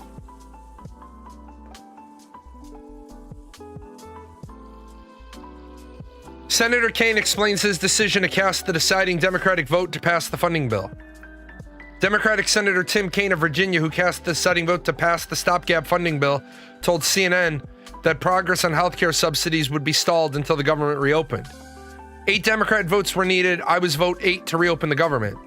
I was able to do that because I was able to negotiate with the White House some key protections to protect federal employees from abuse. We were able to get full funding for important programs like SNAP that President Trump has been trying to cut. And we have a now guaranteed debate and vote on a fix to the healthcare system that the Republicans damaged badly with the reconciliation bill. Kaine added he ultimately decided to vote for the current stopgap bill because Republicans insisting on addressing healthcare subsidies only after a clean continuing resolution was passed, describing their position as a red line. And we tested that red line a dozen times during the 40 days and they wouldn't back away from it. We need to open the government again and put that healthcare debate front and center without the damage of the shutdown obscuring American views of who's fighting for their health care. I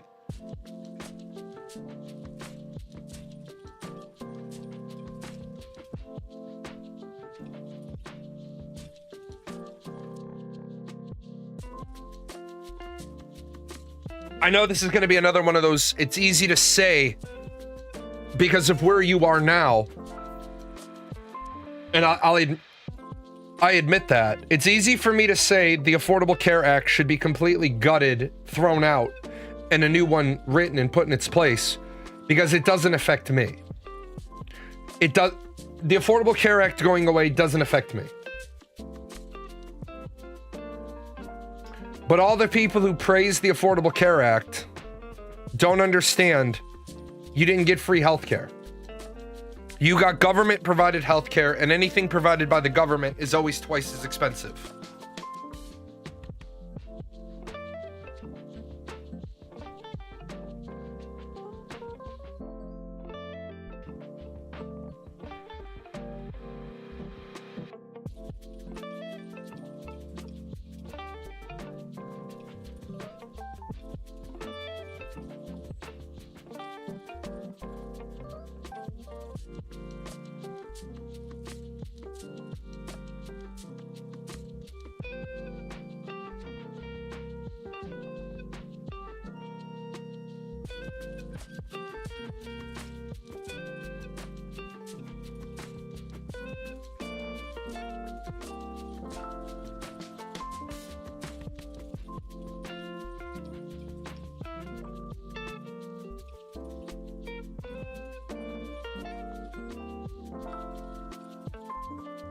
So, people are all mad. They're all like, "Oh, well, affordable healthcare. Every American needs healthcare." And I don't disagree with you. I think every American needs healthcare. But I think where we're running into a really big problem is we don't know how to administer a program that every American needs healthcare. They're like, every American needs healthcare. Okay, well, what happens when you do that? You need about 150,000 more general practitioners. You need about 150,000 more doctors in America.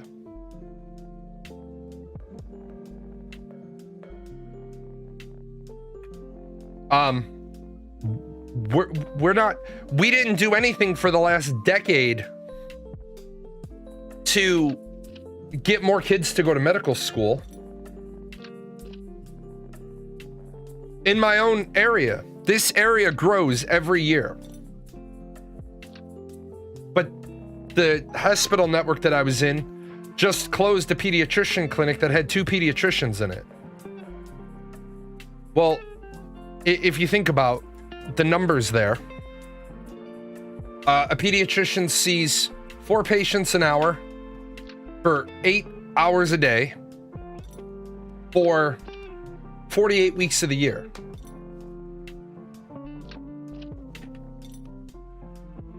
That's 7,680 appointments.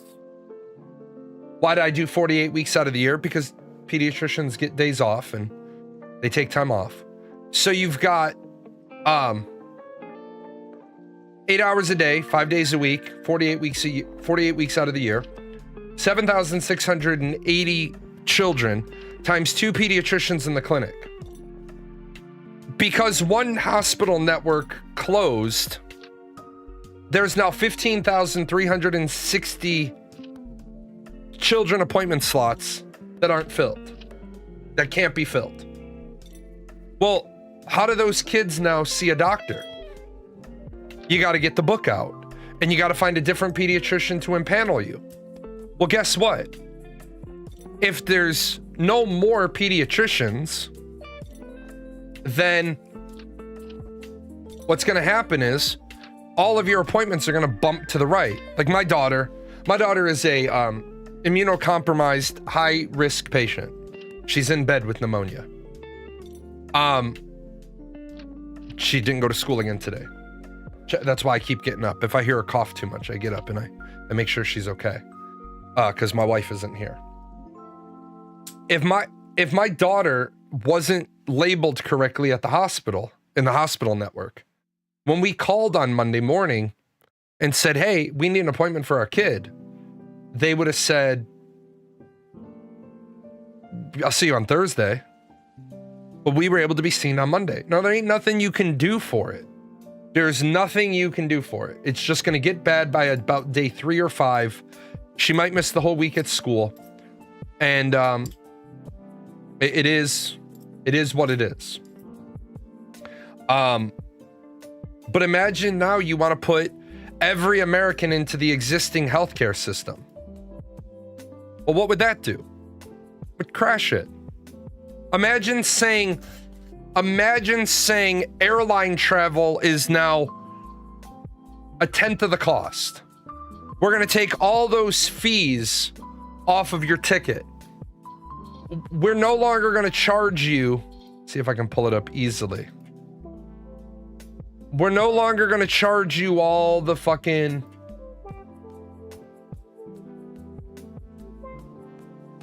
the $48 transportation fee, the $11 at 9/11 security fee, so that's $59, $69, $78. We're going to lower the price of fucking air travel by $78 a ticket because we're going to take all these fees off.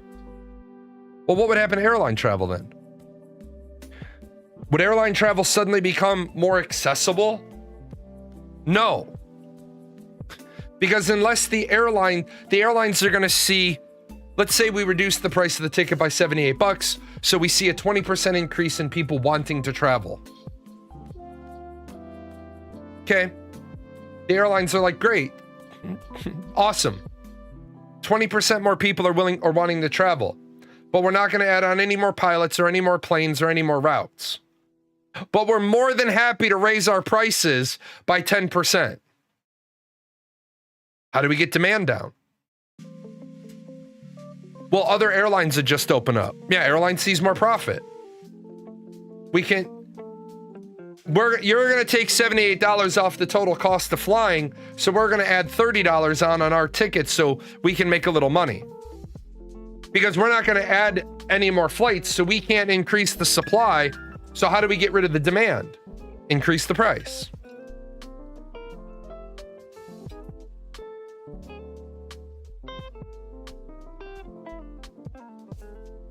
I get that people want free healthcare. I get it. And I want you to have it. But how do you get it? Also, I see people, the news is now pushing this.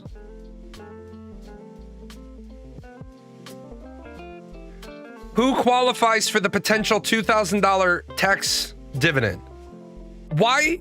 I want to grab all of these news networks who are promoting this idea that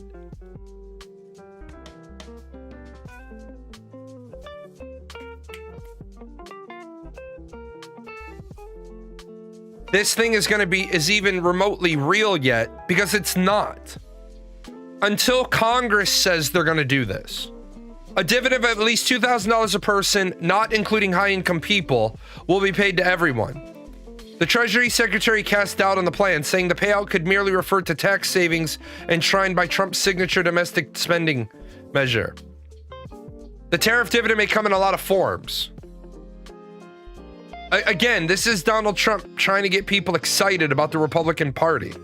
Look, if you're going to give people fucking money, those 3 payments total up. The proposal mirrors the 3 stimulus checks mailed to the American people, 2 of which were authorized by Trump. Those 3 payments totaled as much as $3,200 per tax filer and $2,500 per child. Look, I would fucking love right now for you to say $2,000. Then both my daughters who are adults, well, 3 who are adults that are American, who pay American taxes, would get checks. My kid who lives with me would hopefully get a check, and then I'd get a check I'd love that. Disney vacation, boom, paid for. But I understand that it's probably not going to be cash. We're fucking broke. Where are we going to get the cash? We're $35 trillion in debt. But why does Trump say shit like that? Because it gets people excited. It makes them feel the warm and fuzzy in the nether region. Nobody loves anything more than free money, right? What are we going to do? How are we going to fix the problem? I'll give them some free money. It's never free. It's never free. It's never free. You paid for it. Like, we've got all these problems now where police officers are responding to calls, and police officers are getting into standoffs with ICE because ICE can't notify local law enforcement of what they're going to do because they've been directed by their mayors to not support. Look, I don't want to live in a totalitarian regime, but if the federal law says only ICE and Homeland Security and Border Patrol are responsible for immigration, then it's not up to you to not turn people over that have an ICE detainer. It's like a tax return. It's in the name the government is returning money. It's already taken from you. It is a tax return. It's a refund. It's like I tell people all the time, if you are getting a check back in April from the government, you're dumb. If you're getting money back from the government in April, you're dumb. Or you're running a cash-only business because if you run a cash-only business, you have to wait till April to get your money back. Because you have to pay your estimated taxes. But as a private earner, you should owe the government money in April. You should not be letting them take the money out. Now, you got to let them take enough money out that you don't end up paying penalties for massive underpayment. But you should be filing your taxes in April or filing your taxes in February, and they should owe you nothing. You should maybe owe them a couple of bucks. If you owe them $3,000, as long as you're under the penalties, that's good. That means you should have been sitting on that $3,000 for 12 months, 11 months, 10 months, 9 months, 8 months, 7 months, earning interest on it. If they owe you $4,000, right? If they owe you $4,000 and you don't file till April, that means they've had some of your money for 12, 13, 14, 15, 16. They've had some of your money for 16 months interest-free. They've had some of your money for 15 months, 14 months, 13 months, 12 months. Why are you letting the government take a fucking loan from you for free? Which is why I say my biggest concern is we need to balance the budget. We need to stop wasting money. Like, look, Argentina's in crisis. Great, fuck them. Fuck them. There's Americans who didn't get fed this weekend. There in my own town, there were kids. There were more kids lined up to get into the school on Monday to get their free breakfast than there usually is. Why? Because they get free breakfast. Those kids probably didn't get fed this weekend. Now, I know some of those kids don't belong in the school district. The school district is pissing me off because they're not really aggressive about checking residency. It pisses me off. Like the one year they found 30 people registered to the same apartment. And they weren't going to do anything about it. Like, look, man, all that fucking trash people from the next town over, they have one family member that has an apartment in this town. They register all their kids through it. One person takes the water bill in their name. One person, like, you literally have an occupancy office at the city hall. All you have to do is have a fucking sheet that sorts by address. You have a roster of all the students, spit it out, bump it, export it to Excel, and then sort by address. And then scroll down. 1, 2, 3, 4, 5, 6, 7, 8. 8 kids registered in one fucking apartment. Kai, parents, gonna need you to all come in here. You have 8 kids all registered to one 2-bedroom apartment. Here's the deal. I'm gonna walk out of the room. But what I've done is I've left some withdrawal from school forms. What I'm gonna do right now is I'm gonna walk out of the room. And when I come back, if the withdrawal forms are filled out, then I don't need to call DCFS. Because you can't legally put 8 kids into a 2-bedroom apartment. Well, why is it a big deal? Well, we need to change how schools are funded because you're not paying anything into that school. You live somewhere else. Your tax money is going to another school, but we're teaching your kid, which pisses me off because that means my kid isn't getting their fair share of education because some other district is getting 8 kids money, but they're not educating the 8 kids.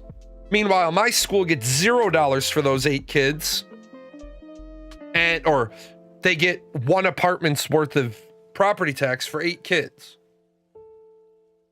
But the sad part is most people don't care because they've written off public school education to begin with. People are like, oh, public school education is trash. All the smart parents send their kids to public school. Or to private school, parochial school. There's not one around here. If there was one around here, my kid would be in it. There's not one around here. So what the hell? My choices are drive like 90 minutes. My school is still really good. They're just struggling at the moment. But if we could get all the fucking people who shouldn't be in this district out of the school, I'm not even joking, the classroom size would drop from like 31 to like 25. That's how many kids too many are ghosting in here. But the one administrator doesn't think it's a bad idea because then we show really good numbers is for federal dollars. we show really good numbers for state dollars. If only 9% of your funding comes from the federal government and only 15% of your funding comes from the state government, if 24% comes from the places that look good on paper, I still think it's a better idea to get rid of those kids. So then the 76% of money is spread accordingly. Let me check on my kid real quick.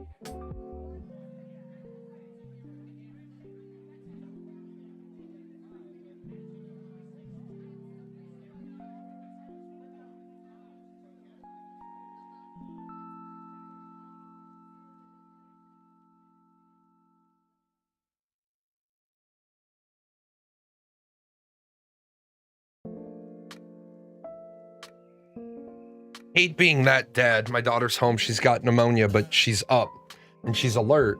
And I'm like, are you working on your homework? Because they have Chromebooks. Do you have your Chromebook? Yes. Are you working on your homework? No. Okay. So yesterday was a holiday. So she missed Monday. Yesterday was a holiday. She's missing today. I was like, well, you're either asleep to get better or you're doing your homework. You're not sitting on your fucking Chromebook, man. I mean, we can't have that. That makes me that bad. That makes me that bad dad. It's like, he's so mean. He makes me actually get my edumacation. I actually require my kids to, know how to read and know how to write. All that silly shit. What else? I don't think we have anything else today. Tastes kind of light. Trump administration plans meeting over House effort to force release all of Epstein files. Let's see what this one is. This is actually kind of funny.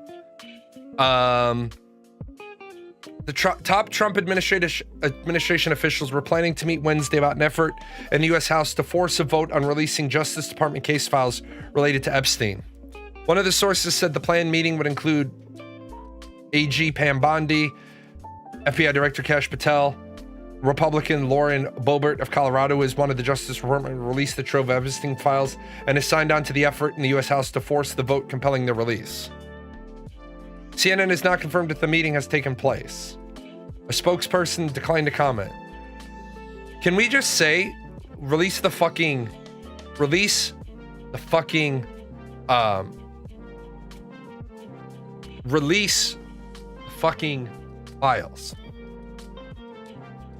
Release the fucking Epstein files.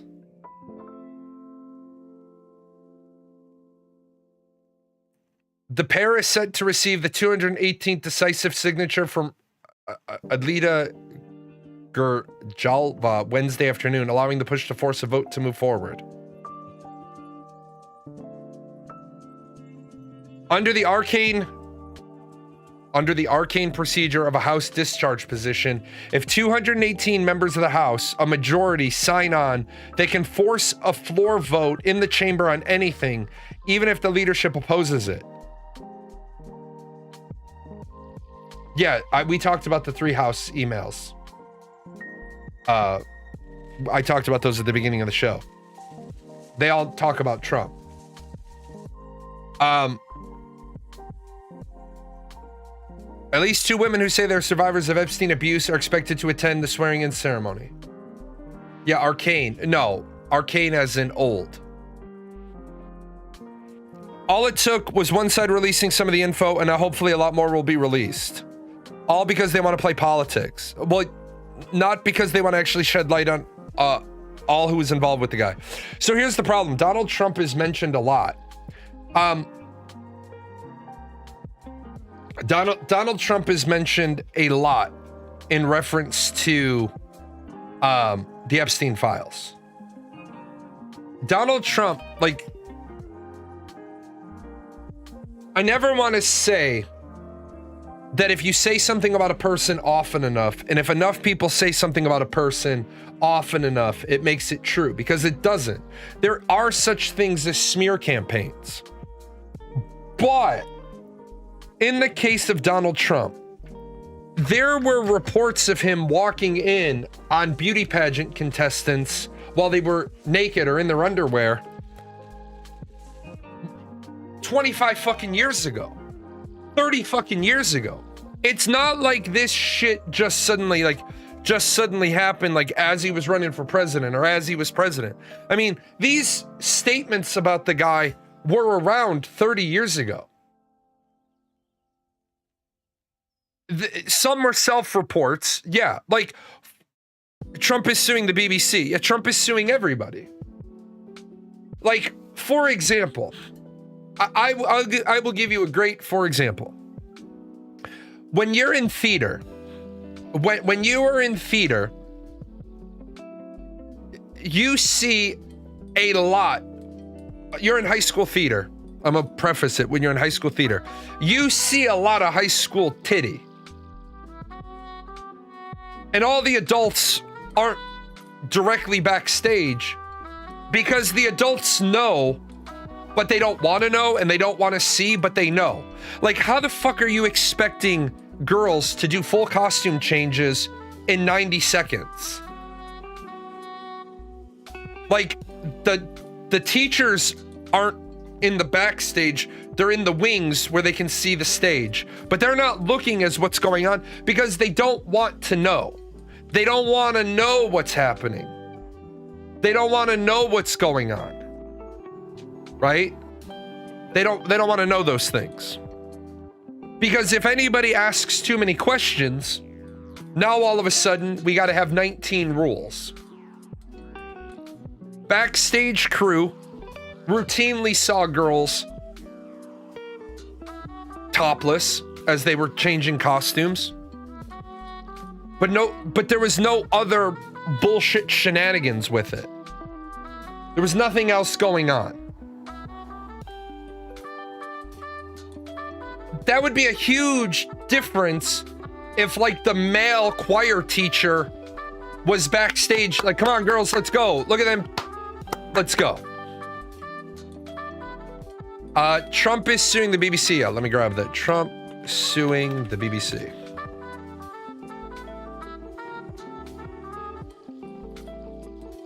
Trump says he has an obligation to sue the BBC over edited January 6th speech. President Donald Trump says he's an obligation to proceed with a threatened billion-dollar lawsuit against the BBC for editing a speech he made before his supporters' violent January 6th attack. Top BBC executive said its news CEO resigned Sunday amid a growing scandal over this. Trump celebrated the news, though his legal team also wrote to the corporation saying, demanding a full and fair retraction, and gave a deadline of 5 p.m. for a response. We will review the letter and respond directly in due course. Okay. Let's watch the clip.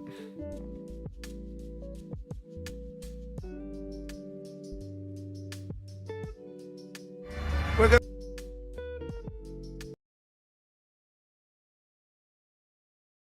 to walk down to the Capitol, and I'll be there with you, and we fight. We fight like hell. We're going to walk down to the Capitol,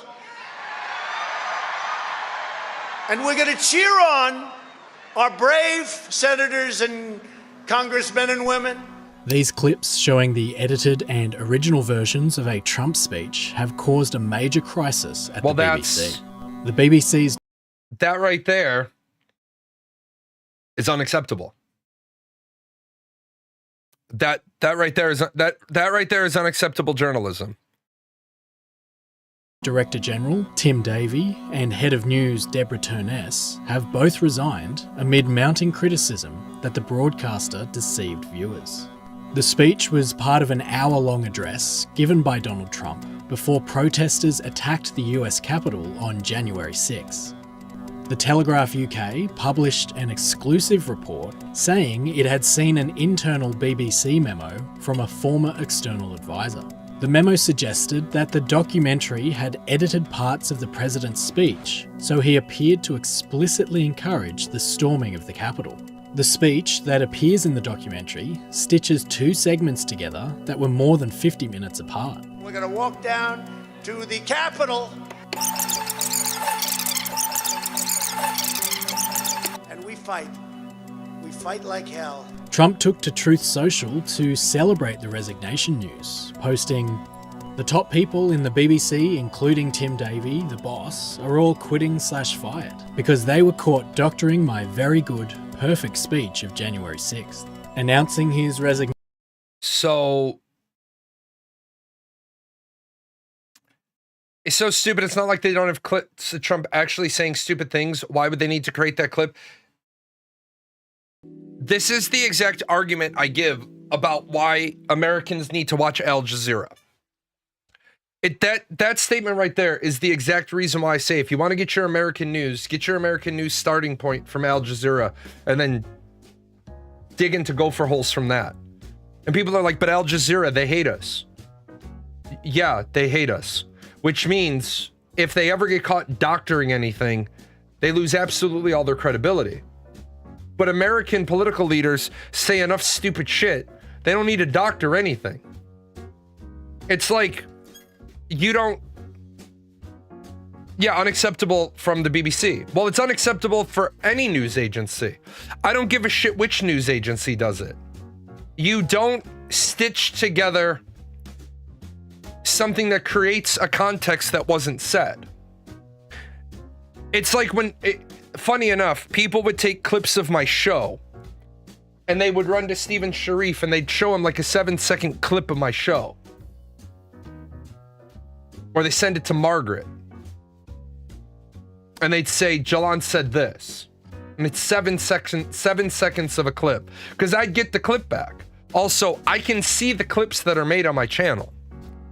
Some people make the clip real quick, download it, then delete it, so I have no idea what's about to hit me in the face. Other people don't realize that the streamer can see all of the clips made on their channel, regardless of who makes them. And, I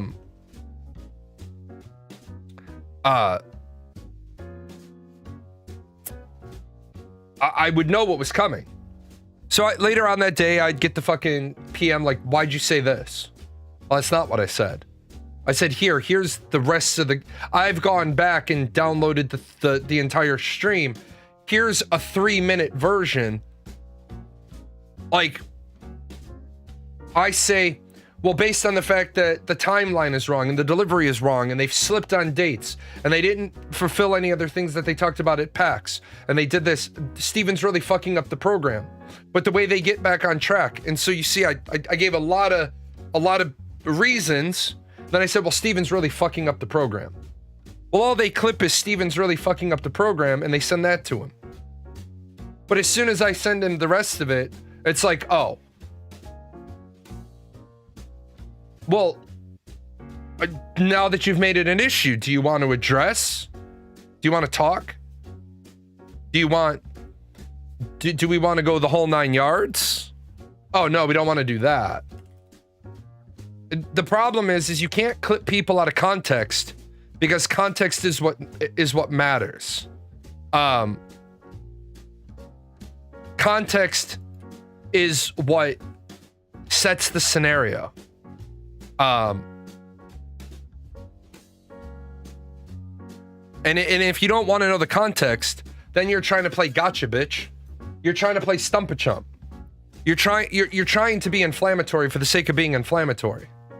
Like, for example, if you clip me out of context when I say, I don't believe that former slaves are entitled to reparations, and you only clip that, it's going to make me sound differently than if I say, I don't believe that we should be I don't believe that any former slaves deserve reparations, because then we're also going to have to look at the fact that more than twice that amount of American families in the North lost family members who fought and died and got maimed and lifelong medical issues when their families served the Union to end slavery. So if we're going to give $1 to people from former out of federal tax money to former slaves, then we need to immediately tax that money so we can give money to the Union soldiers. The Hitler stuff said earlier could have gone way out of context. Right. And this is why I'm never afraid of people clipping me out of context. Because if you want to clip me out of context, then let's have a discussion about it. And I'll beat the shit out of you intellectually about the discussion. Because, yeah, there are a handful of people who I think are pure evil to the core and have never contributed anything meaningful to society. Gacy, Dahmer, right? I don't think Jeffrey Dahmer ever added anything meaningful to society. But I think Jeffrey Dahmer is a great fucking case study of both a failure of the American school system and a failure of the American prison system. No, just wait until people start abusing the hell out of AI more. You don't have to wait. Let me see if I can find it real quick, because deep fakes are getting unreal. I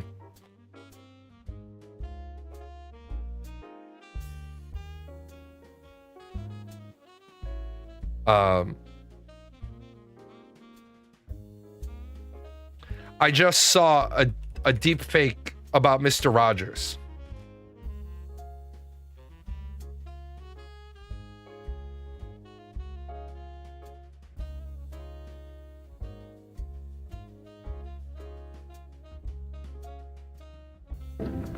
It is.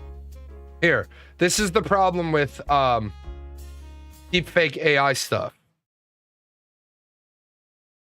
It is too fucking cold. I walked outside and my balls straight up froze. I'm not built for winter. I'm built for blankets and denial. Whoever ordered this weather can go fuck themselves. It is. I mean, people are getting more and more. Have you ever wondered about the Halloween blizzard? Like, this is just so dumb. I don't want to show that one. AI is just getting more and more. I'm surprised to see how many people leave the Sora watermark on the videos they make. I think a lot of people leave the Sora watermark on the videos they make so that they have plausible deniability that it's AI, so that it's meant for parody. Because if they put Sora on it, they can say, well, it's clearly designated as AI. But I think the problem we have,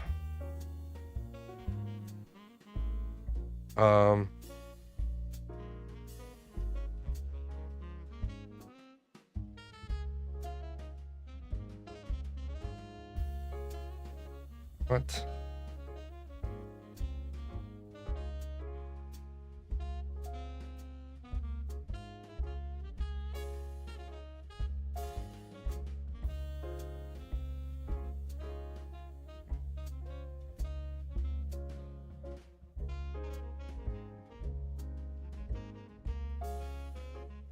Swear to God. I swear to fucking God. I gotta walk away for a second just so I don't lose my mind, and then we're gonna talk about why people hate landlords. Be right back.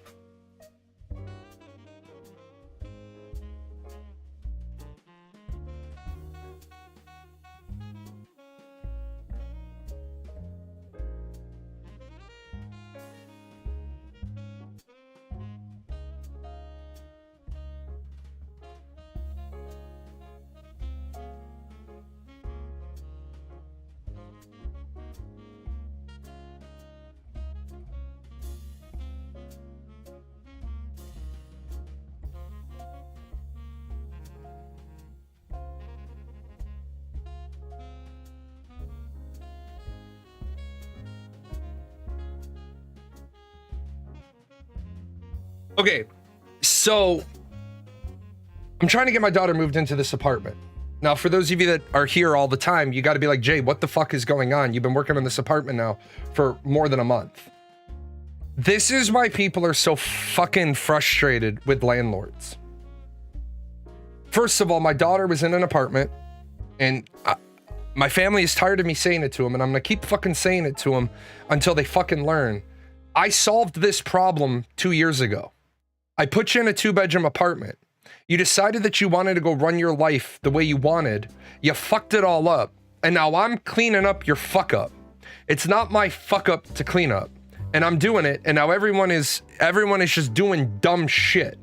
And I got to have another conversation with my family about y'all are doing dumb shit. Stop it.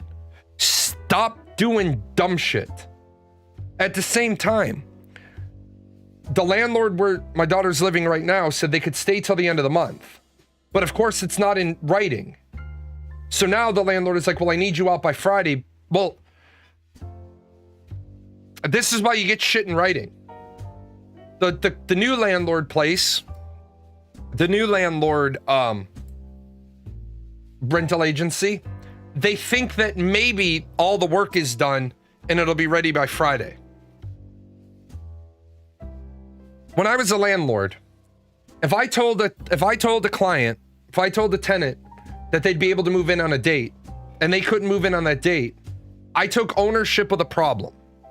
We had 2 storage rooms at the big unit, at the big place. We had 2 storage rooms. I used to put people up in a hotel on my dollar if I fucked them over, because I didn't believe in fucking people over. So I had 2 storage rooms, and I said, look, all of the shit for your unit should fit into one of those, because one of those is about, you know, a little bit smaller than the unit itself, but really you're moving into like a 1-bedroom. How much shit do you have? It was all 1-bedrooms in that place. So how much shit do you have? If you need both, you can have both, but try to get it all shoved into one. Now, I understand that the unit my daughter's moving into needed a lot of flip work because the people were hoarders, the floor was ruined. And I get it, shit happens.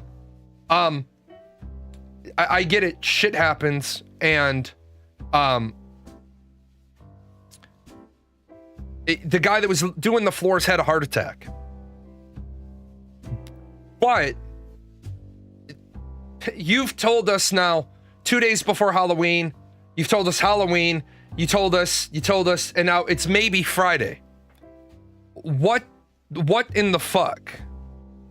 I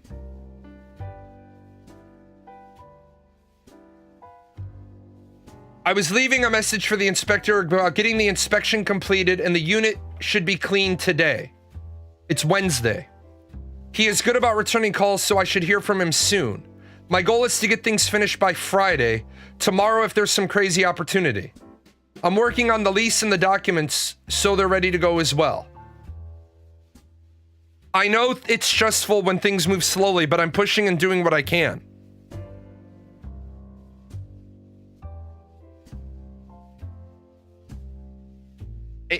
This place has gone to shit in like 2 years. But at the same time, I want to say to my family, you know, I shouldn't be solving this problem. I generally have a rule. I will solve one problem one time. You watch how it's solved, but then everyone's like stressing the fuck out of me because they're like, well, we can't. Look, motherfuckers, I got a garage. Get the fucking truck, bring your shit, put it in the garage. The daughter stays here. The boyfriend stays wherever the fuck the boyfriend's gonna go. Boyfriends don't spend the night at my house. I don't care if she's 20. I don't care if she's fucking 30. Even her older sisters were like, there is no way dad is ever gonna let you have a boyfriend stay at the house. When it comes to my married older children, I don't even want them to stay at my house. I want the kids, and I'm gonna put you in the hotel. Drop the kids off with grandma and grandpa. You stay at a hotel. Hotel is 5 minutes up the road. That way you get some peace and quiet away from the kids. And I don't have a big enough house to give you and my son-in-law a room and have rooms for the kids. I mean, I'm not that baller. But I get why people are so pissed at, I get why people are so pissed off about landlords, because it seems like because everybody is desperate for a rental, landlords don't actually have to give a shit, because if they get round to it, they get round to it. And if they don't get round to it, what are you going to do? My daughter got mad when she wasn't able to move in, and she's like, well, I just want to find a different place. It's like, then go find a different fucking place. Go find a different place to live. Ain't nobody gonna fucking stop you. But if you don't find a different place to move into by the date that this one becomes available, this is the one you're moving into. I don't get what the fuck is going on with people and personal accountability. Like, it's become a systemic problem. It's become a societal problem. Literally, people don't want to be accountable for their own actions. People want to fuck shit up, and then they expect everybody else in the world to clean up the fuck up. And honest to God, we're at the part now where I don't know how much longer, and I'm not saying this. I mean, if I had 40,000 viewers and I was saying this, I could get down with somebody saying, "Oh, you're just fear-mongering for views." There's 20 of you here, and I've been saying the same thing for months. We're approaching a civil war because the have-nots don't really have anything to lose. What do the have-nots have to lose at this point? I don't think the have-nots have anything to lose. I don't think the have-nots give a shit. I think they realize just how fucked the situation is. I think they realize just how bad everything is, and they're like, fuck it. What's the worst that's gonna happen? The worst that's gonna happen is we rebel a little bit and they can't arrest us all. I'm surprised things haven't gotten crazy yet. Magnus, do you want to know why things haven't gotten crazy yet? And you're gonna laugh when I say this, because it's too fucking cold. Remember all the fucking immigration the fucking college campus shit? Did those college campus protests and sit-ins in tent cities pop up as soon as Trump got elected? No. When did they go into effect? When it got warm in the spring. People don't protest in the rain. People don't now, African Americans back in the day, the civil rights movement, when they really wanted to when they really wanted to knock out some stuff, they didn't give a shit. Protest in the rain, protest in the snow, protest while getting beaten by cops. They didn't give a shit. They protested. But now, people are like France from that nuclear video. We should protest, but I'm tired. Well, then have a nap and then protest. So yeah, Trump is going to sue the BBC. A rare sight in Washington, the House of Representatives is getting down to work. Are tariffs a tax? Let's see. What the fuck? In a case where Chief Justice John Roberts stares down a president's signature agenda item, the decisions can hinge on what Roberts sees as a tax. This is what happened with the Affordable Care Act when Roberts shocked conservatives and Republicans by upholding the law and its since repealed requirement that people must pay a fine or a tax if they did not buy health insurance. Now Roberts is faced with Trump's tariffs, which are obviously a tax, but which the president says are a tool. Unwinding the tariffs, Trump warned in a wee-hour social media post, could cost the government trillions of dollars. It was both an indication of the pressure justices are under with this case and a reminder that Trump unilaterally raised taxes by imposing tariffs. When the Supreme Court heard oral arguments last week in a challenge to Trump's sweeping use of emergency powers to impose taxes on nearly all imports, Roberts' view of taxes came up.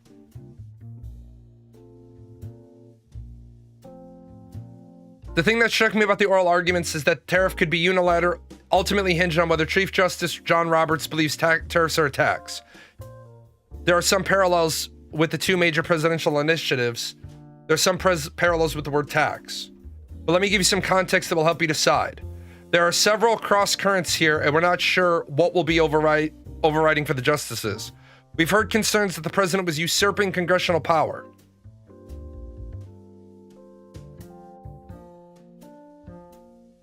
Roberts said during the Q&A suggesting he does view tariffs as a tax. So the tariffs are a tax, and that's core power of Congress, but they are, and I'm going to quote him, a foreign-facing tax. And he went on to tell the lawyer for the challengers, foreign affairs is a core power of the executive, and I don't think you can dismiss the consequences. Tariffs are not a foreign-facing fucking tax. Why is our fucking country so goddamn stupid? Foreign governments do not pay the fucking tariffs.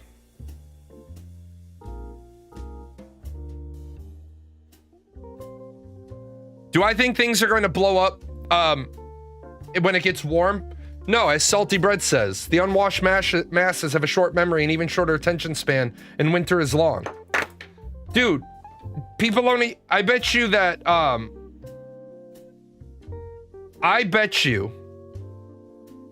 tariffs... I'm sorry, I bet you all of the government shutdown stuff isn't even... It's a nothing burger come the midterm elections. If the House gets the government open today,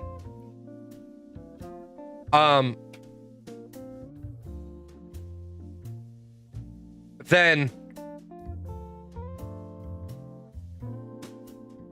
it is going to probably all get blamed on the Democrats. Do I think the government will open back up today? I think it's a high probability that the government opens back up today.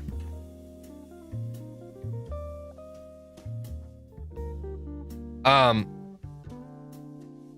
me see something real quick.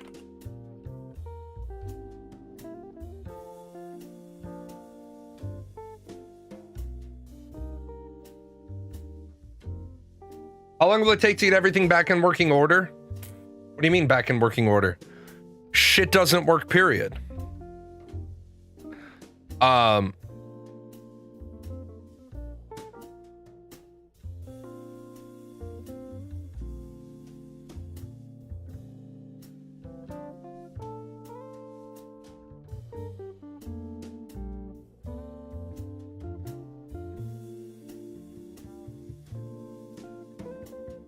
The U.S. House of Representatives is currently 219 to 213, which means if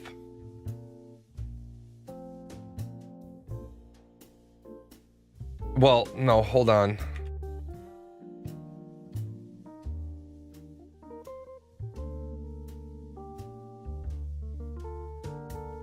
You need right now today. You need only 217 votes, not 218, because there's 3 vacant seats. If the 3 vacant seats are seated, then you would need 218. Right now, it means the Republican Party can't have anybody split away from the party. They can have one person split away from the party. And then after that, for every one person that splits away from the party, they need one Democrat to vote. I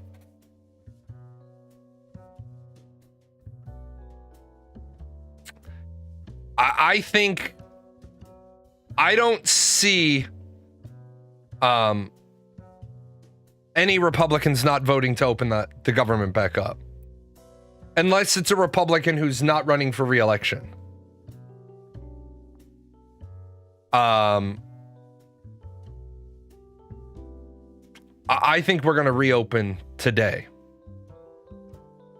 Well, I think that they'll get that to the White House immediately to be signed, and then tomorrow the government would open back up. But again, the government only opens back up until January 30th.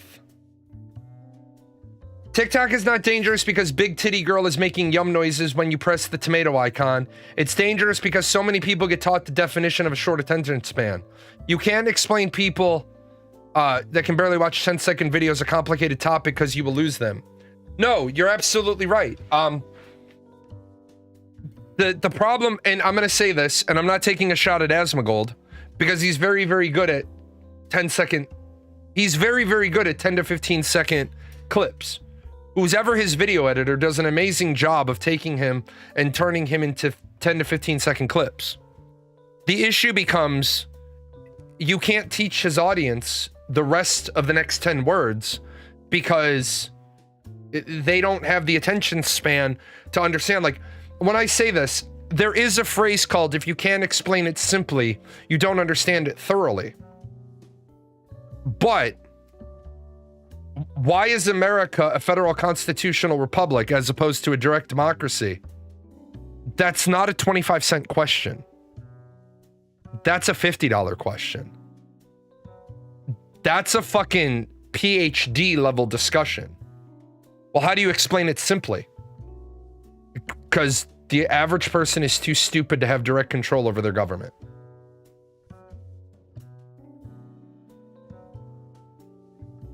That even the founding fathers felt that way. Hopefully they can pass that bill about them not getting paid. Yeah. Pass the bill that says when Congress is out of session, they can't be paid. And then they can't get back pay either. And if you can't get that passed because of the amendment that says they have to be paid, then let's make it so that Congress gets fined $1,000. Each member of Congress shall be fined $1,000. Each member of the House of Congress that has not passed a bill will be fined $1,000 per day.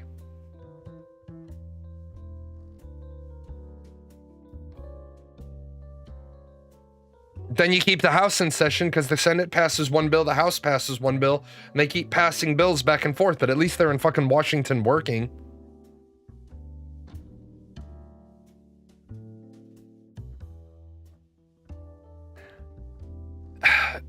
Don't most of Congress gets most of their income from other sources, though? Most do, yes. But if you start fining them, I mean, if you think about it, government's been shut down for 40 some odd days, 42 days. That would have been $42,000 in fines. Truthfully, Warren Buffett had a great idea years ago. If the national budget isn't, find them on assets. You can't find people on assets. You can't find people on assets. Simply can't. It's not legal. If you start, remember, whenever you want to suggest an idea, if it takes you longer to say it or type it than it did to think it, it's not a good idea. If you're going to start fining people on their assets, why would anybody want to be in Congress? Which people would you get to be in Congress if they would get fined like that? They wouldn't. It's already bad enough that we can't get statesmen into Congress because statesmen won't take dirty money. You shouldn't need to be a multimillionaire to be a governor. J.B. Pritzker is a billionaire. He's the governor of Illinois. He's the governor of Illinois. He's a billionaire. If he was at risk of losing his money, we wouldn't have him as governor. Now, in his case, it'd probably be a good thing because he's a fucking moron. Like, literally, you keep saying shit like Donald Trump is sending the National Guard to Chicago. Yeah, 70% of the people in that area want the National Guard sent in. If you want to stop, if you, as soon as Donald Trump said, I'm sending the National Guard into D.C., and 70% of the residents of Chicago said, yes, send them up here too, then the governor should have talked to the mayor of Chicago and said, your residents want me to send in the National Guard. Let's fucking do it. So Trump can't get credit. Well, he's going to get credit because he did it first. Great, let him get credit, but then it lets us talk from a position of we're doing what the people wanted. We're doing what the people wanted.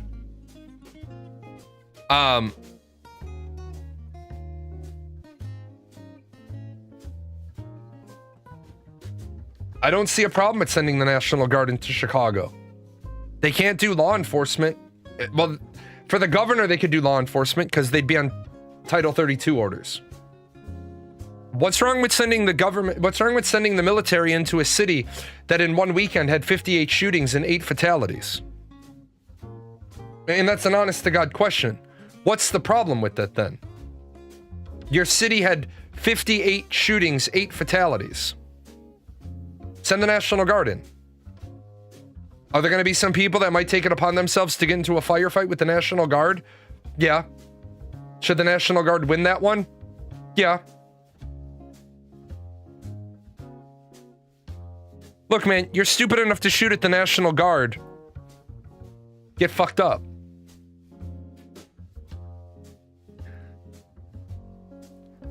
I hate to say it, but the only way the Western world, and that includes Europe and America, the only way all of the Western Europe, I'm not Western European, but all of the countries that we consider Western in Europe, and all the country, America, Canada, Mexico, the only way that these countries get fixed is on the opposite side of revolution. And unfortunately, and I'm going to say this, and I'm going to say it as plain as I can, the only way through a lot of the problems in America is a lot of dumbass people need to die.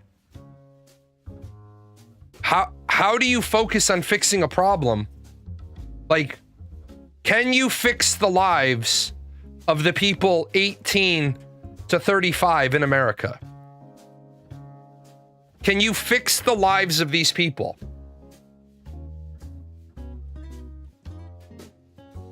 No. Because what's the problem in these people's lives? They are. They're the problems. Be right back.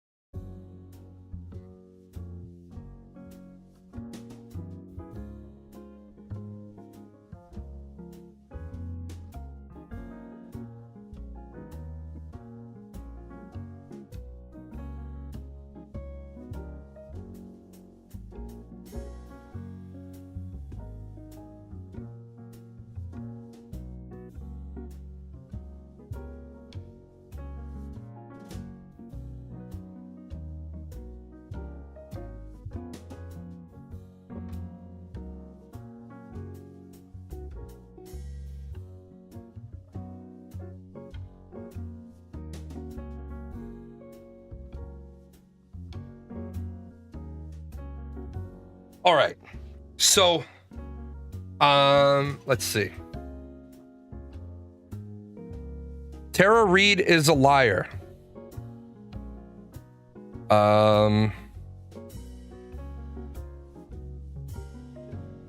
Why exactly is Tara Reid a liar?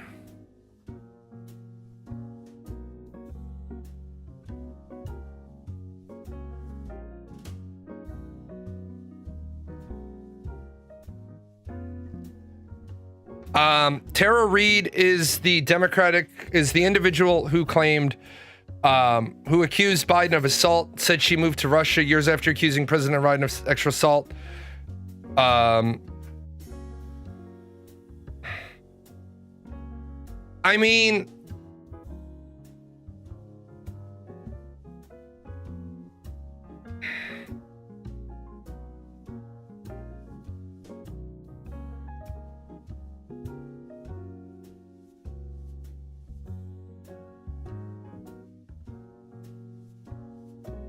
so here,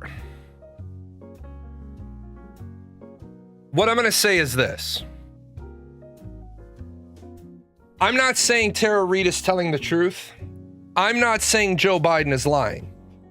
But what I'm saying is Biden had spoken about being more respectful and thoughtful in his personal interactions.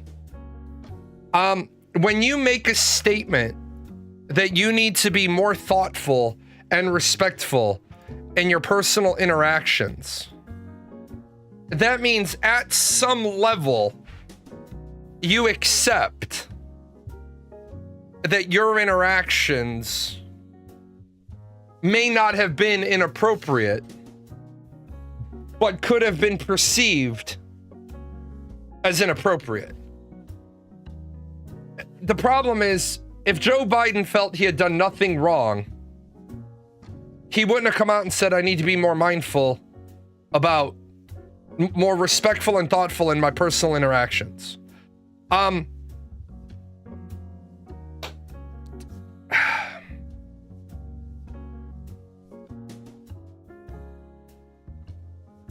Because here's what are the sex attack allegations against Joe Biden? Faces sexual allegations in by former employee Tara Reid, who worked for the former U.S. vice president nearly 30 years ago, says he assaulted her in the halls of Congress. Mr. Biden has been accused of being touchy-feely by multiple women, but this is the first public accusation of serious sexual misconduct. Okay. In recent interviews, she said in 1993, her former boss forced her against a wall and put his hands under her shirt and skirt after she delivered him his gym bag.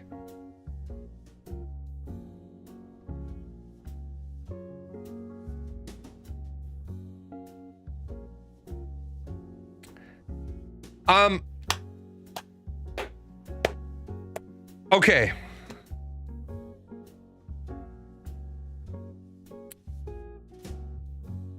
This is where we get into a lot of where we get into a lot of he said, she said. And unfortunately, he said, she said is more than enough to go to court with. Because people forget that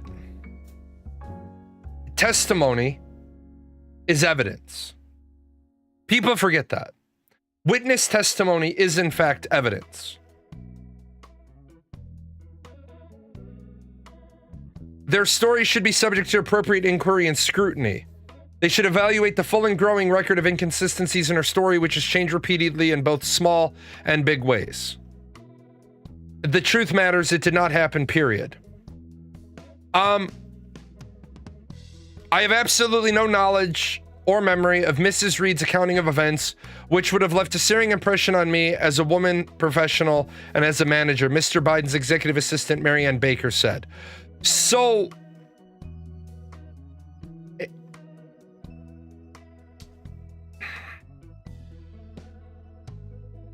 unfortunately, when the only evidence of an event is victim testimony, there's no easy way to win, because the way you address victim testimony is to cross-examine it. You scrutinize the evidence. Why did she defect to Russia? Well, she didn't defect to Russia. Defecting is... Let me...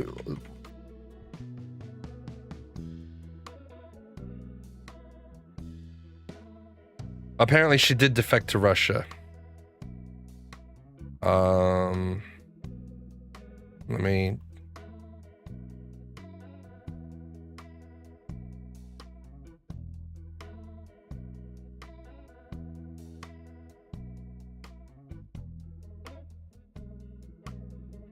want to check something really quick.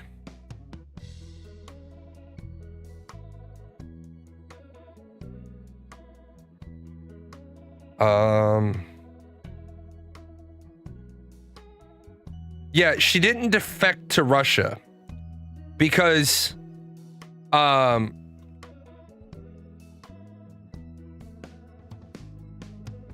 looking up some details. This woman isn't hot. This woman wasn't on my prep note sheet.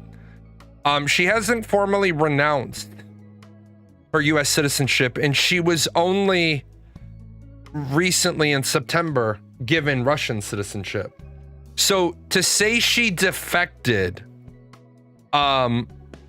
doesn't mean first of all, if it's just now that she's getting her Russian citizenship, she didn't defect to Russia.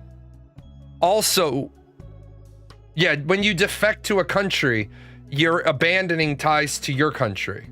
So like if I moved to Ireland, I wouldn't be defecting to Ireland. No, she sought citizenship there as the enemy of the US, doesn't count as defecting. Can you hold both Russian and US citizenship? Yes.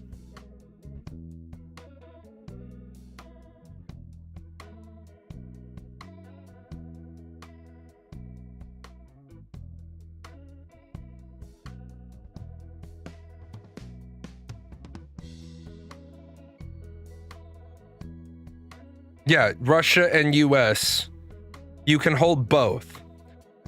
So in recent years, the only people who can't hold dual citizenship are military members.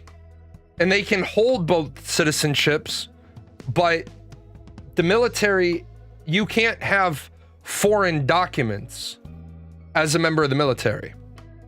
So there's a lot of ways to go about it. I just had the consulate do up a letter that said I had surrendered my Irish documentation to the consulate when I went into the military.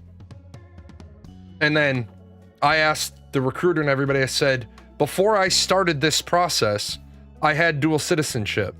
But before I set foot in your office, I turned over my documentation to the Irish consulate. Am I required to say I am a dual citizen because I'm currently not? And they're like, no. In fact, don't. It'll just be a pain in the ass. Because the question doesn't say, are you now or have you ever been? The question says, are you currently a dual citizen?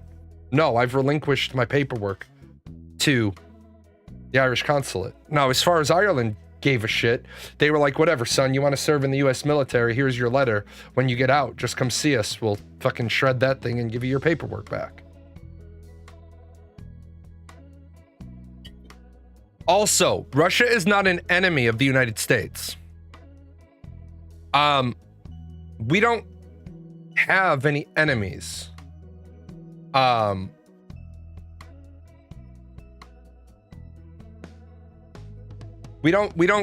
only enemies the US currently has are North Korea, Iran, terrorism. If you want to go to Russia right now, you can. Now, if you go to Russia right now,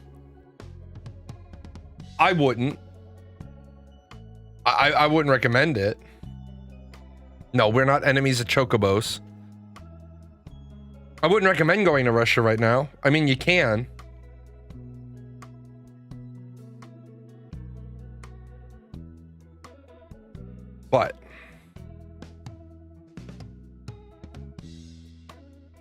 Yeah, they are a foreign adversary. They are not an enemy. Yeah, that's the U.S. Army wouldn't stand against a unified Chocobo attack, and you know it. Look, man, we're not Australia. We're not gonna lose a war to the fucking emus. People acting like Russia's a big bad enemy. Going there doesn't mean you are defecting. Yeah, going there doesn't mean you're defecting, but in all honesty, you shouldn't go to Russia as an American. You shouldn't go there as an American. Really, you have no business going there. It's just not a good thing. Just like some people are like, well, I go to China. Okay. Even if you have ties there, you shouldn't go there. Because again, her being close to a Russian convicted spy isn't a good look either. Well, true. It's not a good look. But again, we have to remember, were they found guilty in a court of law? No, then they're innocent. As much as it chaps my ass to say, to me, due process and innocent until proven guilty is some of the most important parts of our freedom in America.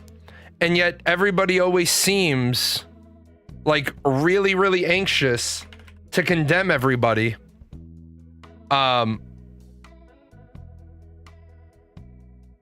Right? Everybody seems like we want to condemn everybody before they've been found guilty. Well, we need to stop that shit. But again, back to the point I made before we went down the rabbit hole of Russian people. Unfortunately, if you're between the age of 18 and 35, right? And I'm not even joking. You're fucked. If you are between the ages of 18 and 35, you were not prepared for the world.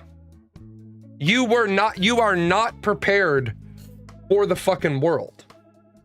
At all. Is this story surfacing now because of new allegations against Trump and the Epstein files? Well, we looked at the Epstein file stuff at the beginning of the show, and it's pretty damning for Trump. I still think you got to drop that number down to 12. I don't, and here's why, Wolfagar.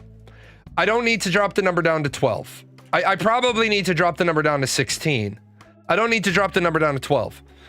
Because if I was made absolute authority in the United States right now, today, I could save the 12-year-olds. I could save the 12-year-olds, the 13-year-olds, the 14-year-olds, the 15-year-olds. The 16-year-olds might have to pull the Hermione and stay an extra year or two in high school. But if you're 18, right, and you're out of school, unless you want to go back, you're fucked.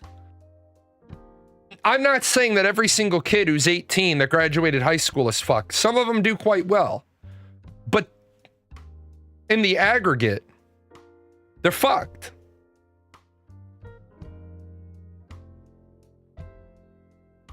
What we have is, we have people that don't understand.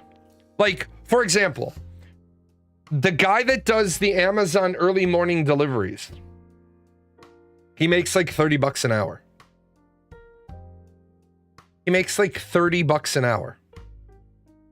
Because he gets his ass up for work and does the 4 to 8 deliveries. He's at work at 2:50 in the morning. Well, he's at work at 2 in the morning. Because Amazon has made it so people can get their deliveries before they leave for work. Somebody's got to get that shit there. Now, if everybody else would be willing to get their ass up and spread the wealth, he wouldn't make $30 an hour. Amazon delivery guy that brings the shit on Sundays, he makes 50 some odd dollars an hour.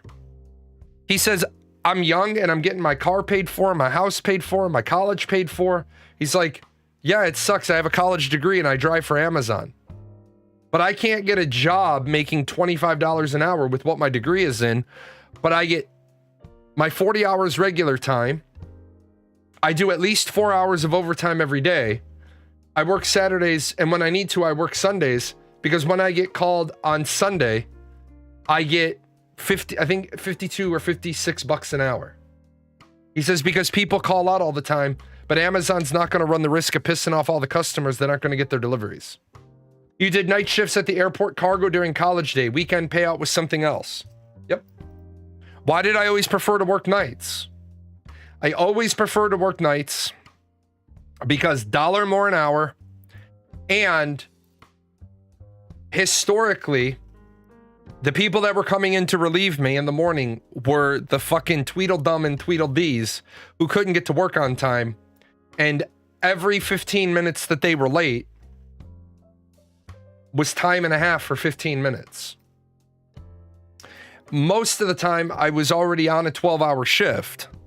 And at the company I worked for, we got overtime 2 ways. You got straight time for 8. 8 to 12 was time and a half.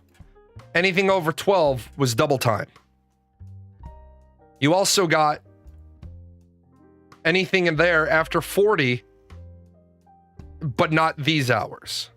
So if you'd already been paid time and a half for those 4, then those 4 were already in your OT column. You couldn't get, it's not like I worked 40 hours and then those 4 got me time and a half and time and a half. No. That doesn't work that way. But I would get these chuckle fucks that were supposed to relieve me at the 12-hour mark that would be 45 minutes late. And my boss would be there, but we had to have X number of people on shift. And my boss would come in. I've already been there 12 hours. And I'd look at my boss and I'd say, at 13 hours, I'm taking my other 30-minute lunch. And she had to have me on shift, but then the guy would walk in to start his shift and she'd be like, you're shit out of luck. You can't punch in for 30 minutes. He'd be like, why? Be like, well, you're an hour late, which forced Jay into a second lunch. So you can't punch in for 30 minutes. And the people would be like, well, I'll punch in and Jay can go home. 20 to 65. 65, go ahead. Yeah, your relief is here. Do you want to punch out? No, thanks. Let me finish this second lunch that I'm on, and then I'll punch out. My relief is here. I'm on my break. Jump in the shower real quick. Put on street clothes. Walk across. If my girlfriend was working at Cinnabon, pick up a Cinnabon and a coffee. Go down, punch out. Hey, man. Want to thank you for the extra 3 hours of pay. What do you mean 3 hours? Well, you were an hour late. I had a 30-minute lunch, 90 minutes, double time, 3 hours. Thanks, I appreciate you.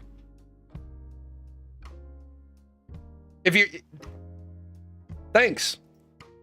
I love working with people that are irresponsible, causing me to get paid more. Now, did it suck when I went on my second lunch and these fuckwits just didn't come into work? So you hit the 16-hour mark and now you were supposed to work that day. And my boss would be like, can you be back? Because at 16, you got to go. You can't be there for more than 16 hours. So at 16, gotta peace out. But then my boss would be like, can you be back in 6 hours? Yep. Why? Be back in 6 hours and start another 12-hour shift. They're like, oh yeah, we gotta have some massive fucking overtime on this paycheck. But there's a lot of people that get offered overtime and they don't want to take it. I will never understand that. I will never, ever get people who don't want to work overtime. You're okay with doing the job for 15 bucks an hour, but you don't want to stay an extra 4 hours and make $22.50 for the. Now I get it I get it when people don't want to work over on one day because all they're going to do is lose hours another day. That's bullshit. I never did that to people.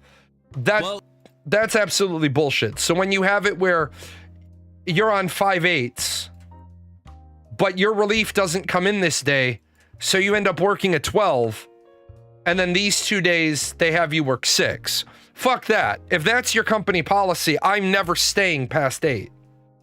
If you're going to take my hours away, especially if you're going to take my hours away on that bullshit, like I would rather you leave this as an 8, this become a 4, and then tell me I can work a 12-hour day that day and then get an extra day off. I'd much rather do that. But when you have the opportunity, so you're working straight 8s and you're making $15 an hour. So you make $120 a day. And then your boss comes to you and says, "Hey, I need somebody to work 4 hours of overtime at $22.50 an hour." And so you don't want to stay and make 90 more bucks.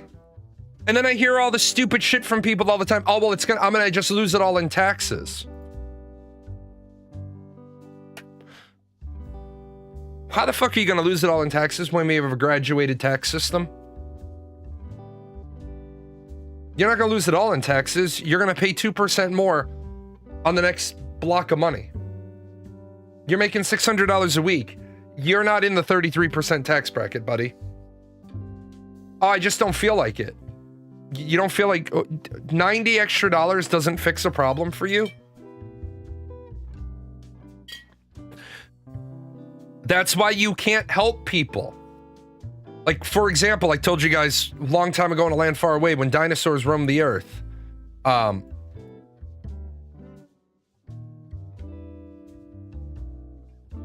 The company I worked at, that was our work week. Our work week started on Wednesday. It was Wednesday, Thursday, Friday, Saturday, Sunday, Monday, Tuesday. So for a while, my boss had me working like Wednesday, Friday, Saturday, Sunday, Tuesday. And I went to my boss, and I knew my boss from college. I went to my boss and I said, "Hey, Joe." She said, "What's up?" I said, please schedule me Wednesday, Thursday, Friday, Saturday, Sunday. I said, I need every other Saturday night off, but please schedule me Wednesday, Thursday, Friday, Saturday, Sunday. And she said, "Why?" I said, "Because if you schedule me for my 32 to 40 hours here and somebody calls off, then I can pick up their shifts and get to my 40. But if you give me like Wednesday and Thursday off and I'm working to get my hours between Friday and Tuesday, then when people call off, I can't pick up to 40. And she's like, "Well, I really don't like to do that," because I said, I've been here for a year and I've worked my ass off, and you keep having rotational people. Give the rotational people Monday and Tuesday, because I'm tired of getting a 40-hour paycheck, a 52-hour paycheck, a 57-hour paycheck, and then a 28-hour paycheck. I'm sick of the weeks where I have to eat shit and like it. But if you give me my 28 hours between these 5 days and somebody calls off, I will be here in 1 hour. I am always ready to go and be here in 1 hour. So because of that, I was a worker. She did that. There's people now that are like, I used to have to call people. This was 20 years ago. "Hey man, I got an 8-hour shift. Do you want it?" No. Then 2 days later, when you worked with them next time, be like, "Man, I'm short on money." Shut the fuck up. I don't want to hear it. I had an 8-hour shift for you the other day. I was tired. I was tired. I was high. I was drunk. Well, then money's got to be no problem for you. You've got enough money to buy weed and booze. Then they give you that really dirty look. They're like, "Can't believe you just said that to me." I was hoping to hear that we had a vote. And there's no vote. There is no vote. Is there a time for the vote?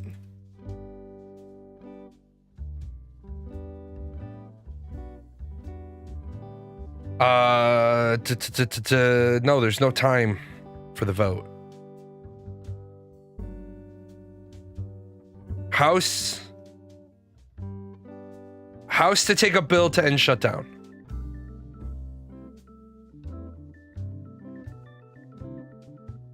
Yeah, they're gonna vote on it today. Anyway, I'm gonna get out of here. I got some stuff to do. I got this apartment bullshit I gotta deal with. Gotta take care of my kid. You could be breaking news for me today. No, I can't. I'm going to get out of here. I will be back tomorrow for some video games, unless I'm at a lease signing, and then I'll still try to squeeze it in. Friday, no politics show. Friday, Where Winds Meet. I'll be covering Where Winds Meet. Where Winds Meet is like this really weird style game where they have like the solo player experience with like 3-person co-op, but then there's a full world. So we're gonna dive into that. I'll see you guys tomorrow and Friday.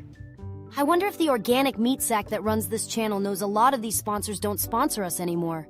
They were longtime sponsors. The credits are fine. Do we get paid? Is any of this sponsorship money for Gail, Daisy, the Chaos Fund? You are a figment of Jalan's imagination.